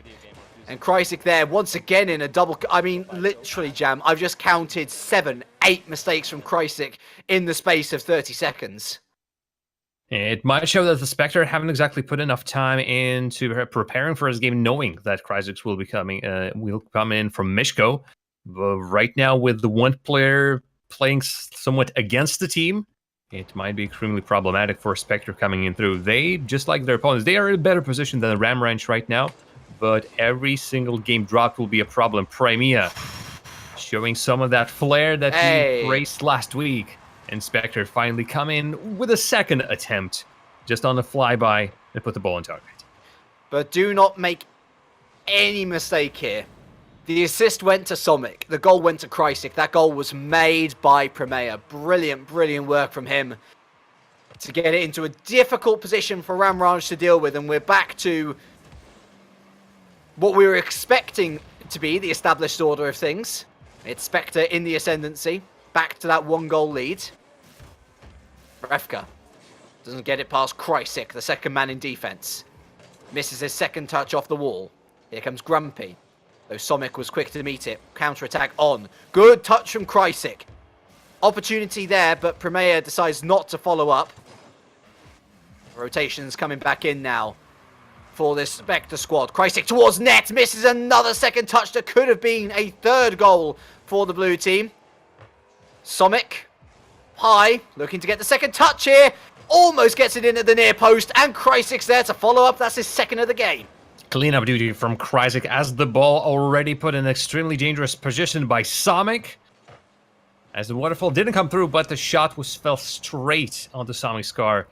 In a different day with a little bit more power, he would have gotten the goal. Instead, Kreisik just finishes up the brilliant attack by Spectre, overloading the defense of Ram Ranch with shots with the attempt. Already 8 shots by Spectre to only 2 by Ram Ranch. Ram Ranch are stuck in their own half with so much against them. And you know what? It was a mirror situation to goal number 2 as well, where the ball just hung about in above the top right corner, but Grumpy, now a full-time member of Ram Ranch, he's going to keep his team in it. It's his first with the team. Akfus just does a loop-de-loop. Puts a lot of power on that shot with the maneuver that I didn't expect to actually work. But even if that was initially a shot, Grumpy, with a clear mind, finds himself, gets his opportunity, rather, to take a shot and put it away from Spectre. Kreisik gets it through Refka. Here comes Akfus now. I tell you what, I threw shade on Akfus, but he has turned up today, almost a goal for himself after some late heroics in defense. Somic, easy clearance, booming clearance. Primea misses his touch. Grumpy doesn't know. Save for him. Somic gets it past the same player, but Refka comes out of defense. Straight into the front bumper of Kreisik. Round the corner.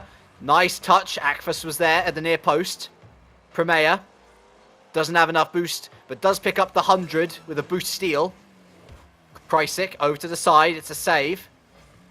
Refka misses his touch. Kreisik picking up the 100 himself. Easy clearance. Akfus with a miss. Nobody willing to pressure though. Primea with a straight up miss. Refka into the corner. Akfus sees it. Round the corner. Oh, that was almost a brilliant goal, but I think Refka fluffed the shot. All 3 blue players now back in defense. Kreisik enabled the chance to retreat out of net, and that is a 3-2 win for Spectre. Close, but no cigar for Ram Ranch. Closer than perhaps Spectre would have wanted. It is a Ram Ranch that is new and improved. Version 2.0, I feel. remember those issues that they were having in the previous weeks where nobody was sure who on earth will be going for the ball out of the defense when the rotations were... Everyone was confused as to what should be even happening on the field. Right now, they're looking the part of a team that has stepped out of that mentality or lack of mentality and stepped to a completely different level. While they still can get everything going for them on the field, Ramranch have changed, and this might be their ticket. Even at the very end, they had a brilliant opportunity against the Spectre. Spectre left their goal open. 3 players of the Spectre were all behind the Ramranch players. Offside trap didn't work. Ramranch were all over the net. They couldn't finish it. But with those chances, if Spectre give Ramranch even a sliver of something like that, I would say the Ramranch will grow smarter of that and use those opportunities in the future. But I feel as much criticism as I threw Krysik's way throughout the course of that match, he was there and he did put away 2 very crucial goals that saw his team win the game. So at the very least in offense, he had his shooting boots on and he put away the chances that mattered. And at the end of the day, as a sub... Oh, whoops. I did a James spot. Never mind me. Wow. Never mind me. That's a world first. That's a world first here, or at least that's a Baltic first. It happens with James's every single time. Of course, James Bot, Turtle. I do believe a Chiefs also did that. They've all very much... Oof. And that was unfortunate by Akva's ball straight on his trajectory, but just couldn't get a touch on. Had to boost everything with one tiny mistake. Oh, our league. Ramranch, they technically had 4 players for like 3 seconds of the match. Didn't help them, did it? As Krysik continues on his good goal-scoring form then. Goal within the first 15 seconds of game number 2. And again, the ball dangerously lingering near the goal mouth of this Ramranch squad. Grumpy away. Here comes Refka. Helps it towards net. Krysik was at the near post to make the save. Great shot on target from Akvas, forcing Krysik into yet another save. And Premea gets this one off to the corner. The Ramranch offense not doing too badly at all, Jam, but I do worry that they are unable to make offensive plays of their own accord. It seems like they're more waiting for mistakes from the defense. It's a good strategy to have, and Spectre definitely are making some of those mistakes. Just that prolonged attack by Ramranch show that Spectre can be put in their own half, and really you can put them on a lock. The only problem is that there was just not enough active pressure. Refka in front of the net has to put that in. He slots it in the bottom right corner. Ramranch hits Spectre on a counterattack. Refka did everything himself. Perfect clear, beating everyone, and then putting it in a net. You know what the problem was? Premea did a backflip. It was a feels bad backflip at the worst possible opportunity. And it was a mistake in defense. And very similar to game number 1, Refka picks up an equalizer. But now they need to go on and try and get a second. Big save from Krysik. Another big save from Krysik. 2 in a row. Really starting to step up here for his team. Not just on offense, but in defense as well. Somic into the middle. But Krysik wasn't quick enough as the third. And yet somehow he still manages to get his second in the game. 2-1. It is a bit of a misplay by quite a lot of the players, but Ramranch actually, specifically Grumpy. It was his ball. He was the last player in the defense, but post-hugging, not the time, not the best time for that. Ramranch lose that perfect tie, but they will go again. The amount of shots that they put into net of Spectre is showing that they are not behind in this game. Not at least not in the amount of attempts. Primea, though, will make it 3-1. And all my talk previously about not being that far off, it's getting a little bit worse. And I tell you what, he was out of breath. He had 0 boost to work with here and still managed to get it on target. Says a lot about his determination picking up his first of the match. First of the series, even. So, to see him getting involved. Premea. And man again, down. It's on target. Easy save for Akfus. Just over 3 minutes remaining in game number 2. And that's Refka on target. That's his second of the game. Easy as you like. It's Refka coming in really in force. They need it. They need all the goals that can go their way. And Refka right now is putting one of the entire 3 shots, 2 goals. He is making the Spectre's defense sweat. And that getting into the positions is getting Ramranch all the opportunities. They are a changed team. Rounders, they need to really pull out all the stops in this one, and then also in the next 3 series, because they are almost down for the count. I can more clearly see what they're trying to do, certainly. And there's the hat-trick, 3-3. Well, that's Refke again, and this comes off the perhaps not so quick rotations, more like Spectre's mistakes. In that case, Ramranch didn't even expect the freebie to appear in front of the net, but since Spectre couldn't clear it, Refke says, this is mine to take. You gave me all that opportunity, all that time. I'm gonna use your mistake against. I mean, it was the super show, Ramranch, in the first half of the season. Akfus, for when he was here, and especially Refke looked like they were in no man's land. Often, Refke were often caught out in defense a little bit too far forward. I realise I'm giving them credit. They've gone 4-3 behind again. It happens, but Krysic, wow. Krysic is the sub of the day, it seems, in contention of the MVP as well, unless someone from Professional Ball Chasers overtakes him, because coming in for the first time in the season and scoring the 5th one for his team, 4th one in this game specifically, that is... They have been hiding him somewhere. Just they took him out of the closet, dusted him off, and all of a sudden, it's the world-class player, Krysic. Hello, welcome to Spectre. Welcome to BESL. Again, a lot of credit should go to Premier, I feel. That was an excellent kickoff, which teed up Krysic with that opportunity. It's like he got all of his mistakes out in the first 3 minutes of game number 1. And all of a sudden, he's turned up as one of Spectre's better players. 4 goals in game number 2 now. And taking control of the possession. Grumpy, last man back with a crucial interception. Follows up his touch off the corner. Good pass in. And that's an easy opportunity for Akfus, which he puts too high. Further pressure from Refke, sorry, not Rekfa. That's what I was getting the mistake wrong. Akfus, yeah. Akfus, yeah. These Baltic names are confusing for me as a simple Brit. That's another shot on target though for Grumpy. However, Krysic, all he had to do was get it past Akfus. Late charge from Ayer on target. Bump play tried to be initiated from Krysic, and Sonic V2 keeps up the play. I think this should be 6-3.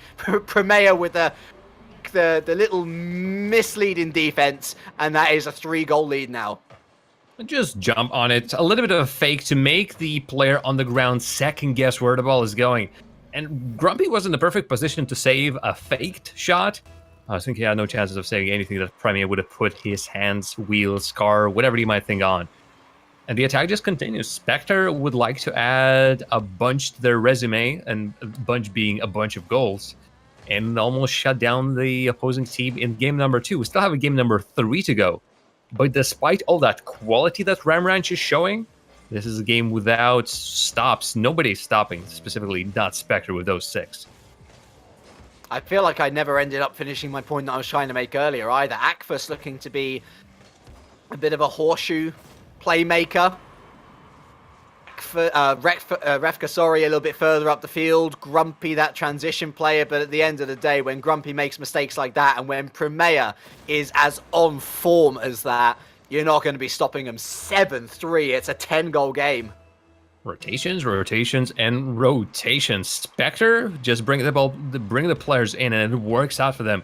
Ramranch, despite them playing more coherently than I've ever seen them in this season, are against a team that is on fire. Sometimes you are hot, sometimes you are fire itself. And right now, Spectre is showing that they are burning, sizzling. Want to clear? Even Krysic can't save that one. That's Refke's 4th goal of the game. And it's up to 7-4 with 30 seconds remaining. The egg people in the stands are getting banged for their buck, but sadly for Ramranch, their defense is just... It's like the Red Sea, it's parting ways for this Spectre offense. And it's crazy. Refke has scored more goals in this game than he has scored throughout the whole season. He was sitting at 3. Now he has 7. Yep. That is a complete change or reversal of, call it whatever you might. It would be so cool if that could have helped his team, but even when you score 4, when your opponent scores 7, Crysic rather, with the same amount of goals. Spectre really just answered with everything, answered to everything that Ramranch had with more gusto than their opponents. And with that, either we will see an even crazier game number 3 where defense will be completely forgotten, like no defense whatsoever, offense, more than 11 goals that we've seen. That actually might be our the most highest scoring game we've seen. We've seen H2, so that's 10. This is 11. We are just breaking records after records. But Crysic, Let's see.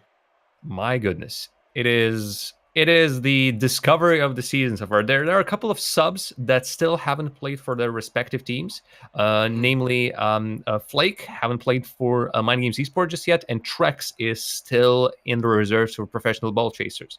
But now we have sort of dropped the veil from one man of the mystery, and Crysic, well, they've been keeping this mystery from us for a very long time. And here, when Spectre, well, every single game again for Spectre needs to really be one for them to cement their chances for the playoffs. Bringing in a power player like that, great move, Spectre. Of course, Flake not to be confused with Flakes of RS fame now, of course. I do believe that we have a new record for Season 3. 25 shots on target across both teams in that game. Both teams getting over 10 on target each. That was a spectacle. Incredible to watch. But yeah, Ramranch, their goal in this game is clear. Sort out the defense, try keep up that offensive play, and you might just have a chance to nick a game. Grumpy in the first 10 seconds. Bring in the Grumpy on the field, and Refke plays it well as well. Both Grumpy and Refke just playing in between each other, finding themselves an opportunity straight off the kickoff, continuing with the ball. And since Crimea couldn't reach the clear, lack of boost or just mispositioning, Ramran just finished what they have started, something that we can't always say about their play. Here, though, starting the game number 3 with a bang. Crysic. Loose touch. Pounced upon by Refka. Is this another goal? No. Primea was so calm in defense, just took it and brought it away from the goal. He was like taking a shopping cart out of the rack. Grumpy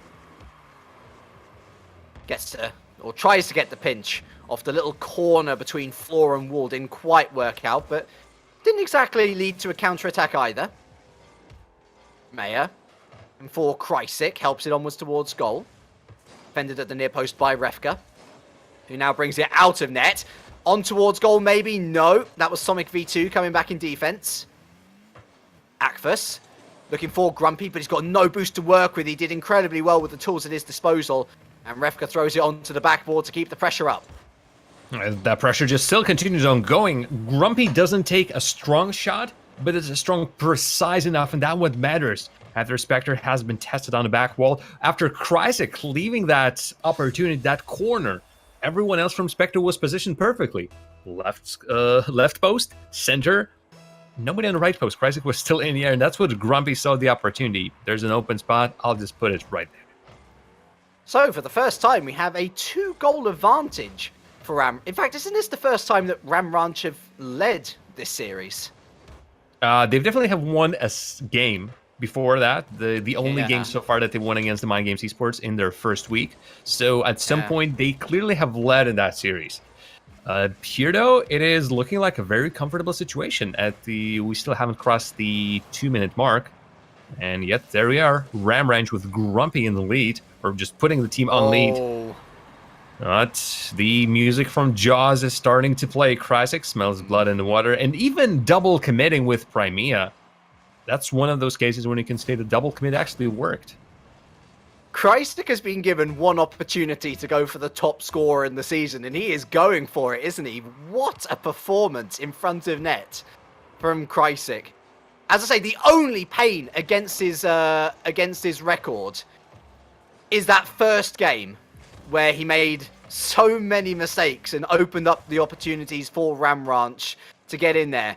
Here he is again, helping the ball towards the net, almost following up on his own shot. Primea towards the net as well. The defense floundering, and they couldn't get there. In there, he did. Tie game. The sound that you just made, our leak, perfectly encapsulate what just happened in the defense from Ramranch. A lot of confusion. Spectre taking the weakest of the shots, but they're, again, a shot on target in the direction of the net. And while this was a tough spot for Ramranch to play from, now from a 2-0 lead to a 2-2 tie, and Spectre currently are on the roll, or an offensive bout, and are moving to increase their score, or just get into the lead in this game number 3. Oh, Krysic spots Somic, and Akfus there with good defending, saw the players that came in. Refka boomer downfield, and it requires Krysic into a late save. Past half-time, a reminder, if Ramranch loses this game, then they can kiss their LAN hopes truly goodbye. Refka just going wide there. This is still the best that we've seen Ramranch playing. The question is it enough? Somic V2 just missing a touch off the backboard. Primea and Krysic getting caught up with each other. It's an open net situation. Somic trying to disrupt the play.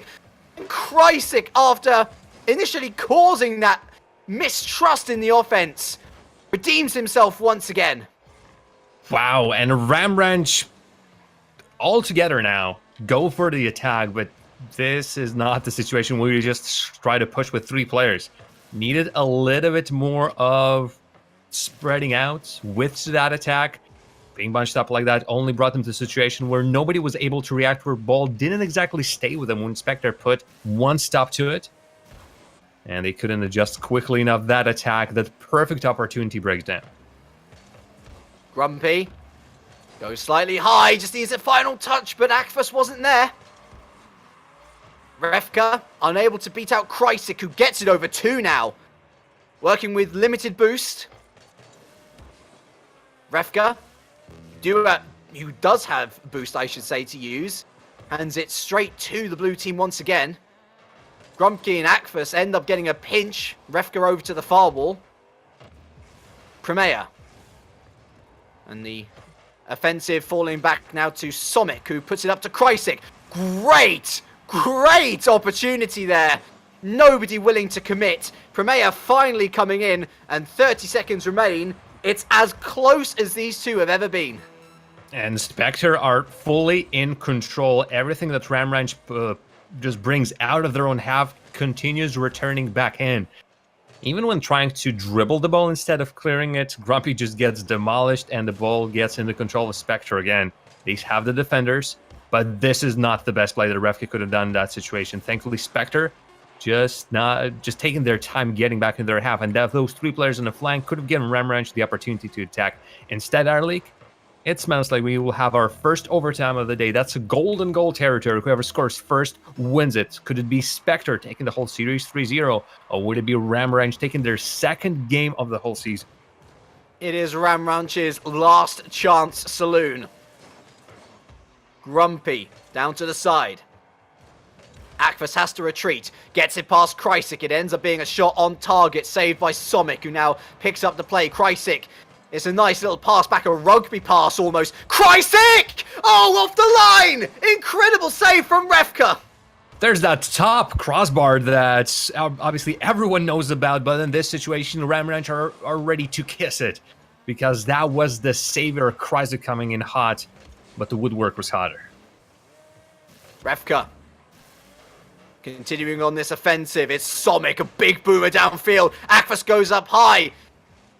Back into the center, Grumpy away. It's another boomer downfield. Krysic forced to put it over to the far corner. It lands nicely, but only nicely for the orange team. Akfus past 1. Krysic away. Primea with a demolition on Grumpy. This opens up the play for Spectre. Oh, the wall! Oh my goodness me, if that had gone in, that would have been an incredible goal. It didn't. Krysic meddling around with the ball, not really doing anything with it. Primea, Akfus. Primea missing the touch, and Somic almost putting it into his own net. Krysic feels the need to take control of the situation.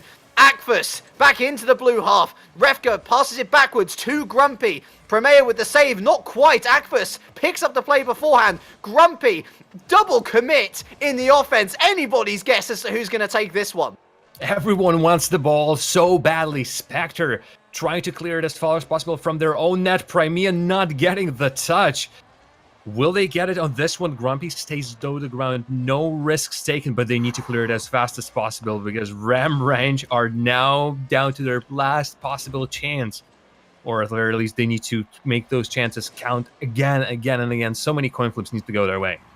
They're fighting for their lives, but it's not enough as the player of last week comes in clutch.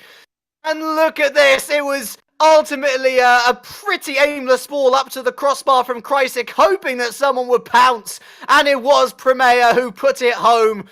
It's a 3-0 sweep for Spectre. They continue their great form from last week. But fair plays have to be said to Ram Ranch. GG's indeed. They came out fighting. Grumpy and inspired pickup it seems. But the team just still wasn't enough. What more is there to say? Their chances of LAN have evaporated. It's a shame to see that, but it took Ram Ranch 4 weeks to really get into the form. They had to completely change out one of their players, and really Grumpy was a pretty darn great pickup. It was a little bit worse knowing that in this match he was counterpointed to Krysic, who came in as a sub and completely destroyed all of our expectations. But for Ram Ranch, it is a sad story. At the very end of that game, they were down to on their luck. They had no boost in their tanks. In that situation, saving a shot after shot from Spectre, who already were controlling the game, started a couple minutes ago. It was such a tough task for Ram Ranch, and despite their performance in this game, I would tip my hat if I currently had my hat on. Ram Ranch looked the best they've had so far this season. The only problem is Spectre was in their way, and Spectre's train doesn't have any stops. The hype is real. There was a reassignment of the roles, wasn't there? Refka was not relied too much on for the defensive side. Akfus took up responsibility there, and Grumpy definitely came across to me as someone who was a lot more comfortable in all parts of the pitch. Super, you knew that he could do something spectacular on the offensive side. Often when he came in on defense, it looked clutch rather than comfortable. But when you caught Spectre in this vein of form, it was always going to be a tough ask. And Spectre, in winning that series, of course, they move into the top 4 now. 3-2 ratio, one more win. And you can pretty much say that they are heading to LAN. Speaking of which, we now head into game number 4. Series number 4 rather. It is our match of the week. And it features 2 teams that are already in the top 4. Professional ball chasers. We welcome them back. Now sitting on a 2-0 scoreline. Backflip boys, they've been ever present of the top 4. It promises to be one of the best matches we have seen, especially with ball chasers demonstrating the form against post-game strong that we saw previously. Yeah, this is the game that I predict that has the most potential of going 3-2. The mystical score that still keeps on eluding us best we've seen so far is 3-1. And the reason for that being, obviously, is that professional ball chasers are coming in from a position where, while not having played that many games, they have incredible stat lines. Even compared to the backflip boys, who not just braced to the very beginning, they have got themselves a pretty good position, dropping only 1 game, currently sitting on very respectable 3 wins, winning all of those games 3-0. They have inflated their stats just a little bit, but there's mind my words, there's no inflation from the side of professional ball chasers. We'd actually like to highlight 2 of the players on both of the sides again.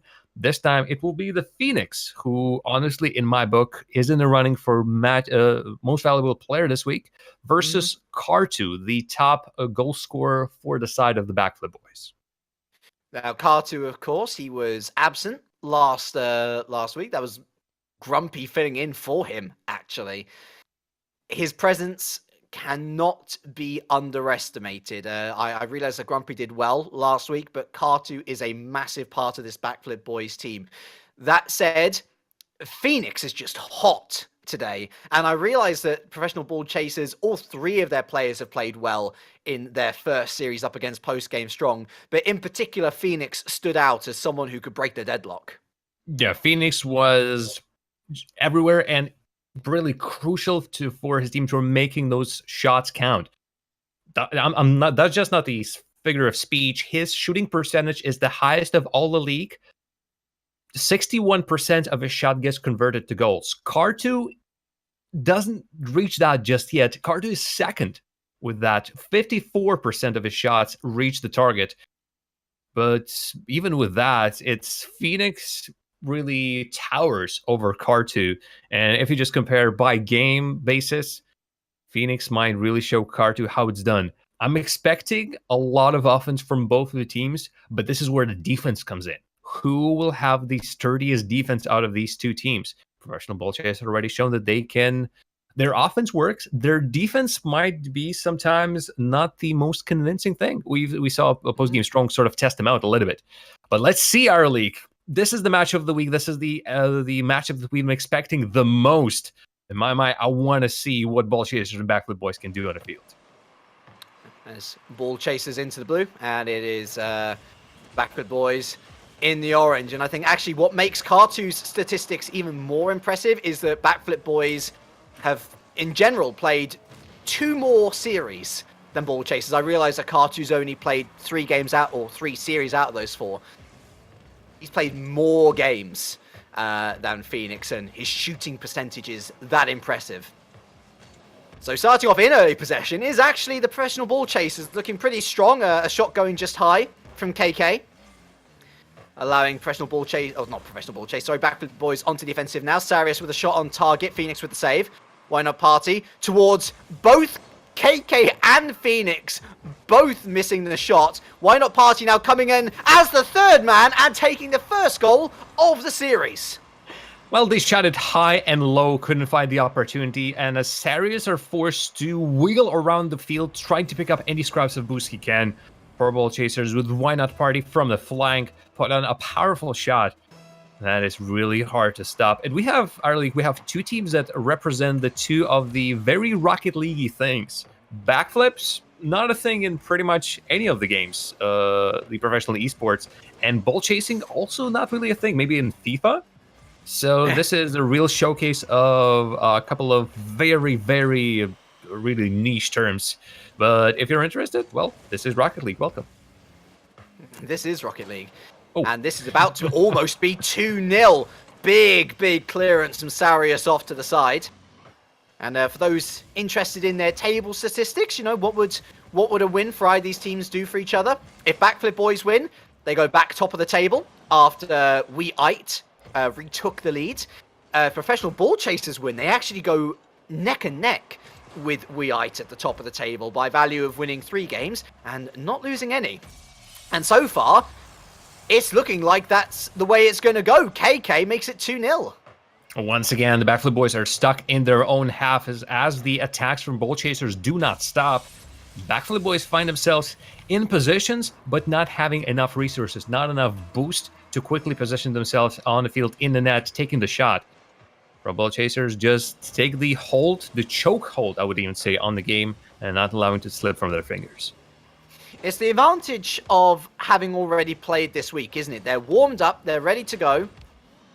Backflip Boys have had to wait a long time before they get their chance, and that is a flat-out miss from Garsho in defense. Cannot believe that one wasn't converted. It is now 3-0, and it's getting embarrassing for the Backflip Boys.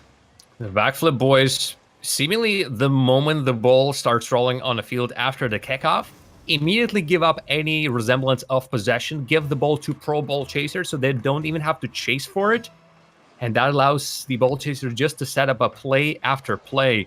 Now, even the Why Not Party, the player who was the strongest of the bunch for Pro Ball Chasers in their first matchup at the very first game of today, when they were playing against the post-game strong, currently is continuing the same the same form, but it's really the Pro Bowl chasers who are currently looking strong.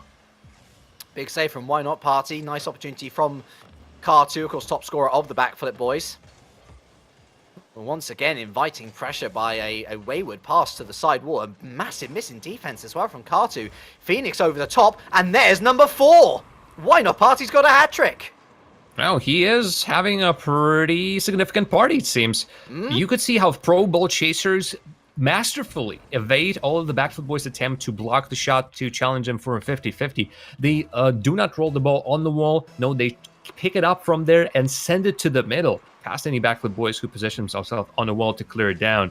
And it's working out for them. Backflip boys just not able to guess where their opponents will be going, not be able to put the players predictably. And as a result, everything that the Pro Bowl chaser does just slips past the backflip's defense. Backflip boys, when they came up against WeIte, struggled. They got 3-0 swept. But we put it down to the fact that they had a sub in. This time, they've got their full roster. And goodness me, are they struggling. I've not seen them playing this bad all season long, even with subs involved. Why Not Party? Phoenix misses the touch, but is able to continue to play onwards. Sarius trying to get out from the back, but Why Not Party, who has been absolutely superb this game. Just controlling everything. Phoenix, waterfall shot, nice pass back. Why Not Party just misses out on his 4th. And the quick attack on the other end, Garshow sticks with the attack, continues running with the ball after his teammate has won it, but a little bit of imprecision, not allowing him to score the first one for the backflip boys. While backflip boys survive that attack, the situation in this match is dire. As much so as I would say that this is over. Even those powerful clears, a Garshow again, Kaerhart on a follow-up, but KK in the net, recovering in time. And Pro Bowl chasers have been tested on both sides of the field and then come victorious in both of the ends. It was straight at him, Jam. It was straight. I mean, it's all fair and well saying he got back into position, but he had the entire net to aim for, and he put it straight into the other car. And 5-0. Yep, that silence would exactly be the answer of what's currently happening on a field. For backflip boys, this is the horror start. And it does show their potential position in the season standings after this one. First goal, Series finally gets on board. This is the team that really has scored a bunch, knowing that Kaerhart is currently at the top of the stat standings. It's not Kaerhart this time, though. It's Sarius, and with 30 seconds remaining, it's not to be. But this shows that maybe the rung of the ladders is WeIte, then Pro Bowl chasers, then backflip boys. Because even with that powerful start that the backflip boys have done, it's seemingly that there's not just WeIte that they're afraid of. Worrying signs. I mean, usually it's Sarius providing for Kaerhart. The guy's just not turned up this game. Same could be said of Garshow, honestly. And we end game number 1 with worry for the competitiveness of the series, perhaps. Ball touches the ground, and it is a comfortable victory for the professional ball chasers. Why Not Party was in full control. Why Not Party just took this game in his own hands. His teammates was there. Every single, actually, I tell a lie. 4 of the 5 goals that the Pro Bowl chasers have scored were assisted by one of the players. So Sarius needs to take a note. Sarius currently at top with his 15 assists in 12 games. Needs to help out his team, because if Kaerhart and Garshow can be behind those passes, and previously there always were 14 and 14 goals for both Kaerhart and Garshow in the previous games. If they can get that passing play going that was winning them the series 3-0s, they will fall to the Pro Bowl chasers. And indeed, the competitiveness of the series is under the question. I was predicting a 3-2. 2 ball chasers, mind you, still to the blue team. But the backflip boys seemingly thunderstruck and were not able to perform at all in game number 1. Game number 2, is their time to shine and redeem themselves. But if with Ram Ranch, I saw really glimpses of not just hope. They were looking like a much better team. I didn't see anything from Backflip Boys that would make me think, oh, they can use that in the next game to perhaps get something over the Pro Bowl Chasers. No, it was Pro Bowl Chasers taking the control of the ball for 5 minutes. That was how the game looked to me, game number 1. And I feel like the task in game number 2 for Backflip Boys, is very clear. Close down Why Not Party. Close him down at any cost. Because he was rampant. But the problem with that Irelikas, though, is that you close down Why Not Party, you still have KK and Phoenix. And, man, you need 5 players. You need maybe... Actually, we can organize that. There's you, there's me.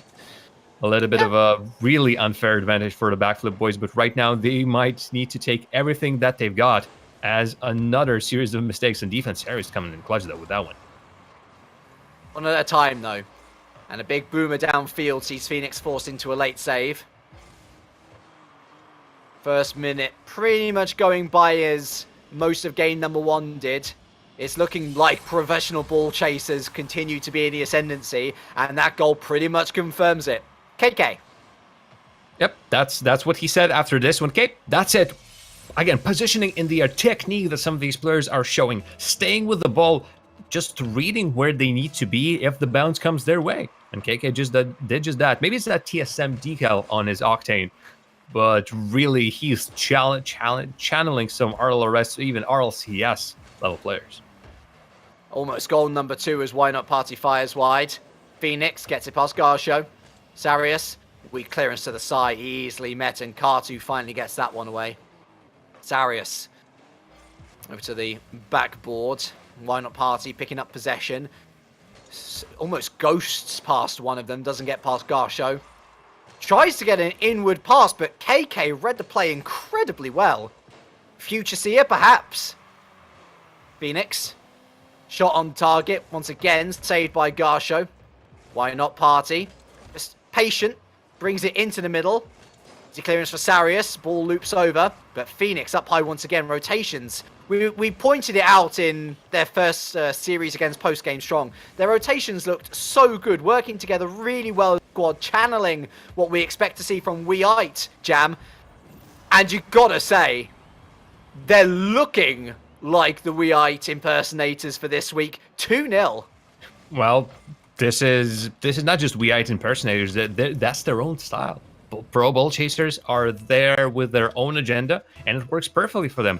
Their rotations are just a part of why they're quality on the field, but it definitely helps. Knowing where each player needs to be, where they can freely pass in between each other, not being afraid that a pass will just go haywire since nobody even thought about that one, and just arranging their attacks. Look at that, just open, almost an open net too, a little bit too much power on that pass across the goal line. But the Backflip Boys, they don't even have a chance to show themselves in the attack, really. It has all been Pro Bowl Chasers. The all praise goes to them. And those little moments where Backflip Boys are with the ball in the blue half, they quickly end with nothing. There's been 2 shots on target from Backflip Boys. And maybe it is just a case of they faced the teams that they are expected to beat. And they lost against, and might very well lose against in this case, the teams that they were meant to lose against. KK off the backboard. And it's a triple commit in defense. Garsho gets back. Why Not Party fires over. The Garsho was there in defense, the last player for a really long time. That's how deeply the Backflip Boys went for that triple commit challenge. Still didn't get anything. The precision for Pro Bowl Chasers currently is suffering just a little bit. So many shots are put too high, but so many shots are coming in. Backflip Boys, they're still suffering in their defense. KK, again, stops the attack in its tracks, though Kartu looks to restart it. Tries to force it through 2 players. Garsho misses his touch off the wall. KK takes out Sarius. Phoenix has, for a brief moment, the entire orange half at his whim. And look at that, even as they try to counter, KK and Phoenix begin to counter-attack themselves. It's non-stop pressure from professional ball chasers, minute left. And is this goal number 3? No, save from Garsho once again. They just continue what they started game number 1, perhaps a little bit less successful. This is no longer a 5-1 game, but the Backflip boys haven't shown any promise in this game either. So as a result, 2-0, 5-1, the resulting scoreline doesn't really that matter for Pro Bowl chasers. Who is in control of the game? It's the blue squad. Who will most likely win the whole thing? The blue squad. Who will we see goals from? Hopefully Phoenix. He has been a little bit quiet in this game. Yeah, this has been the Why Not Party show. Kaerhart. Ball up high. Is there any third man in? Yes, it's Sarius, but it was going wide. Why Not Party put it over to the side anyway. KK up high again. Their defensive rotations are sublime. Although this is an opportunity again. Late save by 2 players. The game doesn't know who to assign it to, and so assigns it to no one. And there's Why Not Party again. So confident in his dribble plays. Are we ever going to see a Game 5 in the BESL Season 3? I would really love to see that, our league, but so far it seems like the Pro Bowl chasers are on the horse and do not want to climb down from it. Interestingly enough, Phoenix for Vitality, God, who was in the middle? One party for TSM, or rather for G2, and I think it was Phoenix for... Anyway, everyone cheering for the different teams on the Pro Bowl chaser side, and yet, despite all that choice of teams, they all play as a unit. Together they come and bam, just show us the class. For Backflip boys, it needs to be a complete makeover. You know those shows, our league, where they take a house or just completely renovate it, or take a person, throw out half of their wardrobe, do them a little bit of the makeup maybe, and give something else. That what needs to happen to Backflip boys. They have 20 seconds. I don't think even the cutaway montages of this happening so quickly can help us in this case. The Backflip boys need a big old miracle. They're still sitting in the tournament or league board with a pretty respectable 3-1, soon maybe to be 3-2. But it's what you said. I agree completely. Seemingly, the Backflip boys didn't exactly overperform as much. They went up against the teams that were lower than them in the rating, let's say, and won those games. We expected them to win those games, and now they're finally playing against the teams that are above them, and it's not seemingly like they could put up that big of a fight. I just feel like, out of all people to highlight, Kaerhart just hasn't returned off holiday. It genuinely feels like he's not turned up today, because he's not gotten involved in anything. Anything. Defensive, offensive. He's looked lost. And you gotta wonder whether letting Grumpy go. I mean, maybe it probably was in Grumpy's hands as to whether he went or not, especially as being a sub. But they looked better last week with Grumpy than they did today with Kaerhart. Still, as things stand, there are still 4.5 minutes for Backflip boys to show something, to try and get a game on the board, to maybe attempt a reverse sweep. That said, once again, KK kicks off the scoring. Once again, it is the defense falling apart as Garsho is left in no man's land. Garsho was preparing for that shot. Anything that will come coming top left corner or anywhere in the air, he will be pouncing down on that. Instead, Garsho went forward, while as the ball was still roaming on the ground. Pro Bowl chaser just approached the defense of Backflip boys. They looked ready. They actually weren't. Phoenix looking to get the second shot. Does get a touch. It just goes way wider than he was hoping for. And here comes Garsho with the clearance then. Ball downfield to the backboard. Kaerhart with an opportunity. Sarius with an opportunity. Both fluffing their shots. And the ball now all the way down the other side of the pitch. Who's going to get there first? It's going to be Kaerhart. And Why Not Party almost got it past Sarius to make it 2-0. Wow. Pro Bowl chasers get themselves an opportunity. Doesn't show. But then Backflip boys are not there quickly enough to clear it. And the game just returns into the same old situation with Pro Bowl chaser taking the shot one after the other. With Backflip boys, I mean, it's very nice that they're inviting Pro Bowl chasers into their half, saying, come in. But if they want to win anything, they need to go and visit Pro Bowl chasers themselves. And right now, seemingly, they're not even afraid. They're unable to do so. And it was Kaerhart again with a complete fluff. This is the man who was top goal scorer going into today. It's incredible. Once again, missing a touch off the backboard. Sarius away. At least the defense is stopping the bleeding somewhat, but bleeding still occurring. Phoenix. Down to Garsho. Garsho looking to make something for himself off the backboard. Nobody there to follow up. Why not Party? Right down the other side of the pitch. Gets another touch in. Garsho up high off the top of the cage. Kaerhart looking to get a touch before KK gets there. Does so. But KK picking up possession as we go past half time. Phoenix. Now up high. You can see two players in the middle ready to follow up a shot. And the midfield battle just being steamrolled at this point by Why Not Party. He wants to do more for his team, and right now, why not Party? He was the king in the first game. He was together with the rest of his team, really. I think it's Pro Bowl Chasers came in together strong as a unit in game number 2. So right now, since the game is sort of dead in the midfield with no team able to take the control, Why Not Party being already on fire in this series might as well come in and save his team for a potential loss or a potential overtime, since Backflip Boys seemingly are looking for their opportunities. What a save. That is a dunk down by Phoenix. That should have been a goal, but Phoenix appears out of nowhere. What a save. That was a brilliant, brilliant read. Kaerhart had it on a plate. He couldn't have done any more. Garsho. Oh, good redirect, but KK was there once again. Sarius, the pressure starting to build now, finally. Some momentum from Backflip Boys that suggests that they can get back into this game. They've conceded less and less goals as the series has gone on, but they need to score one for themselves now. They're only one goal, being that constellation in the 5-1 smacking in game number 1. They got 50 seconds left to do it in. Why not Party? Looking for KK. Big interception from Garsho. That would have been goal number 2. Sarius. Lofted ball high. Kaerhart over to the corner. Looks to get a second touch. Garsho misses it. Sarius over to the side. Again, it's a desperate ball. Over to the other side now. Garsho brings it down. Kaerhart taken out by KK. The ball continues on, but once again, Why Not Party's there. Kaerhart.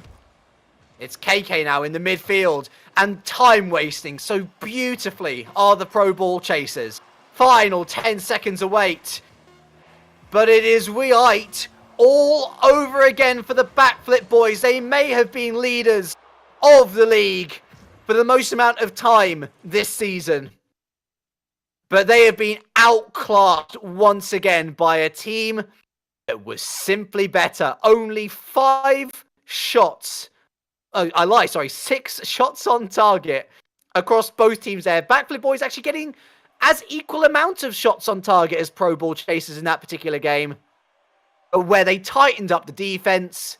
They also killed off their offense completely. Big save from Phoenix there. Ultimately ensures that Pro Ball Chasers take the sweep. They take the joint leads of the championship of the league with Weite. And Backflip Boys, can you believe this, Jam? Backflip Boys are now on the same record as Spectre. That is strange indeed, but that's what happens. The scorers are interesting, and Scavenge Esports pretty close to them as well, whatever will be happening to them next week. But after this performance, our league, no feathers to be put in the cap from Backflip Boys. When a team, of course, based off their performance over 4 games already, whereas, for example, Professional Ball Chasers only played 2, their stat lines were great. But when your best scorer doesn't get a single goal in any of the games, when you are only managed to score 1 goal throughout the whole of the series, even when you really bog down the game number 3, this one, nothing really positive can be taken out of this from a Backflip Boys. They had the players to do the things that we expected. A lot of expectations were put on their best goal scorers, Kartu, one of their fantastic assisters, of course, Sarius, and actually, mostly Sarius. Sarius having absolutely crazy 15 assists for him. This time, he was the only goal scorer for his team. Do you remember when Ferrer dropped off dramatically? I think it was halfway through season 5 of the RLCS. I mean, he'd usually been the goal scorer for PSG eSports, and then just people knew how to deal with him. And he looked like he was missing in action today. He had that one amazing opportunity, which, I mean, was a tap-in. It was superbly saved by Phoenix. Brilliant read. But he wasn't creating anything. He didn't look threatening on the offense. And it means, ultimately, that his team have suffered for it. Let's look at the table and how everything has now changed around. So at the top, Weite and Professional Ball Chasers, both 9 games won, both with 0 games lost, both with 3 series won. They are both now theoretically 1 series away from qualifying for LAN. The same can be said of the guys in 3rd and 4th. Professional Ball Chasers, no, not Professional Ball Chasers, sorry, Backflip Boys and Spectre.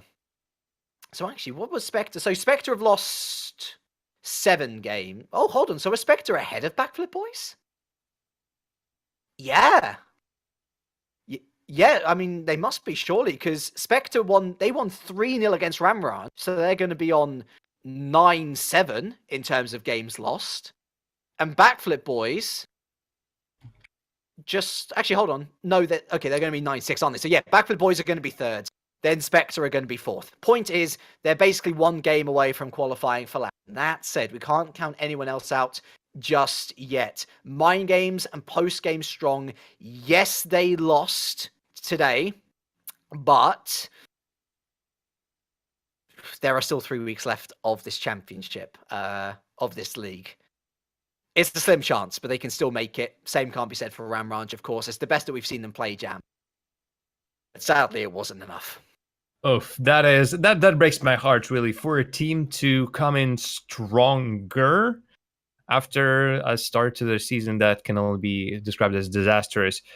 Ramrange, well, my heart just goes out to Ramrange. Now, though, they are in a pretty interesting position of being the league wreckers.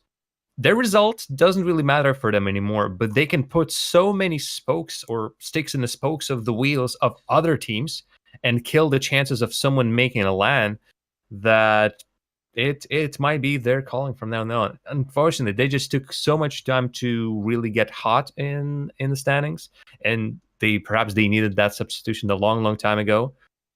But with that 0-4 next to their score, it is done for them at all. It's a shame to see the team's already been out of it, but we're already in our 4th week. Still have 3 of the regular season going through. Still many other more games happening. I'm still looking out for the biggest one of them all, our league. You might even guess which one that might be. Will be happening during the last week of the season. Weite versus the Professional Ball Chasers. Yeah, absolutely. But we do have 3 more weeks of action before that. And I think now at this crucial stage of the season, it pays dividends to have a little look at what we have coming up. Very briefly, unless there's a late change, of course, and these are all due to change. We have Spectre up against Weite. Could be fascinating as both of them look to secure their place at LAN. Professional Ball Chasers up against Scavenge eSports. Scavenge, of course, didn't play today. They remain on 2-2. They lie just outside of the LAN playoffs. Or of the LAN places, at least. In 5th position, they need to win against Professional Ball Chasers, really. What about Post-Game Strong as well? They face Ramranch. Mind Games up against Backflip Boys. Oh my goodness, there's lots to look forward to coming to your screens in a week's time. But that is all from us here. Hope to see you then. Jar of Jam, it's been a pleasure. I've been Ira Leak, and until next time, have a good one.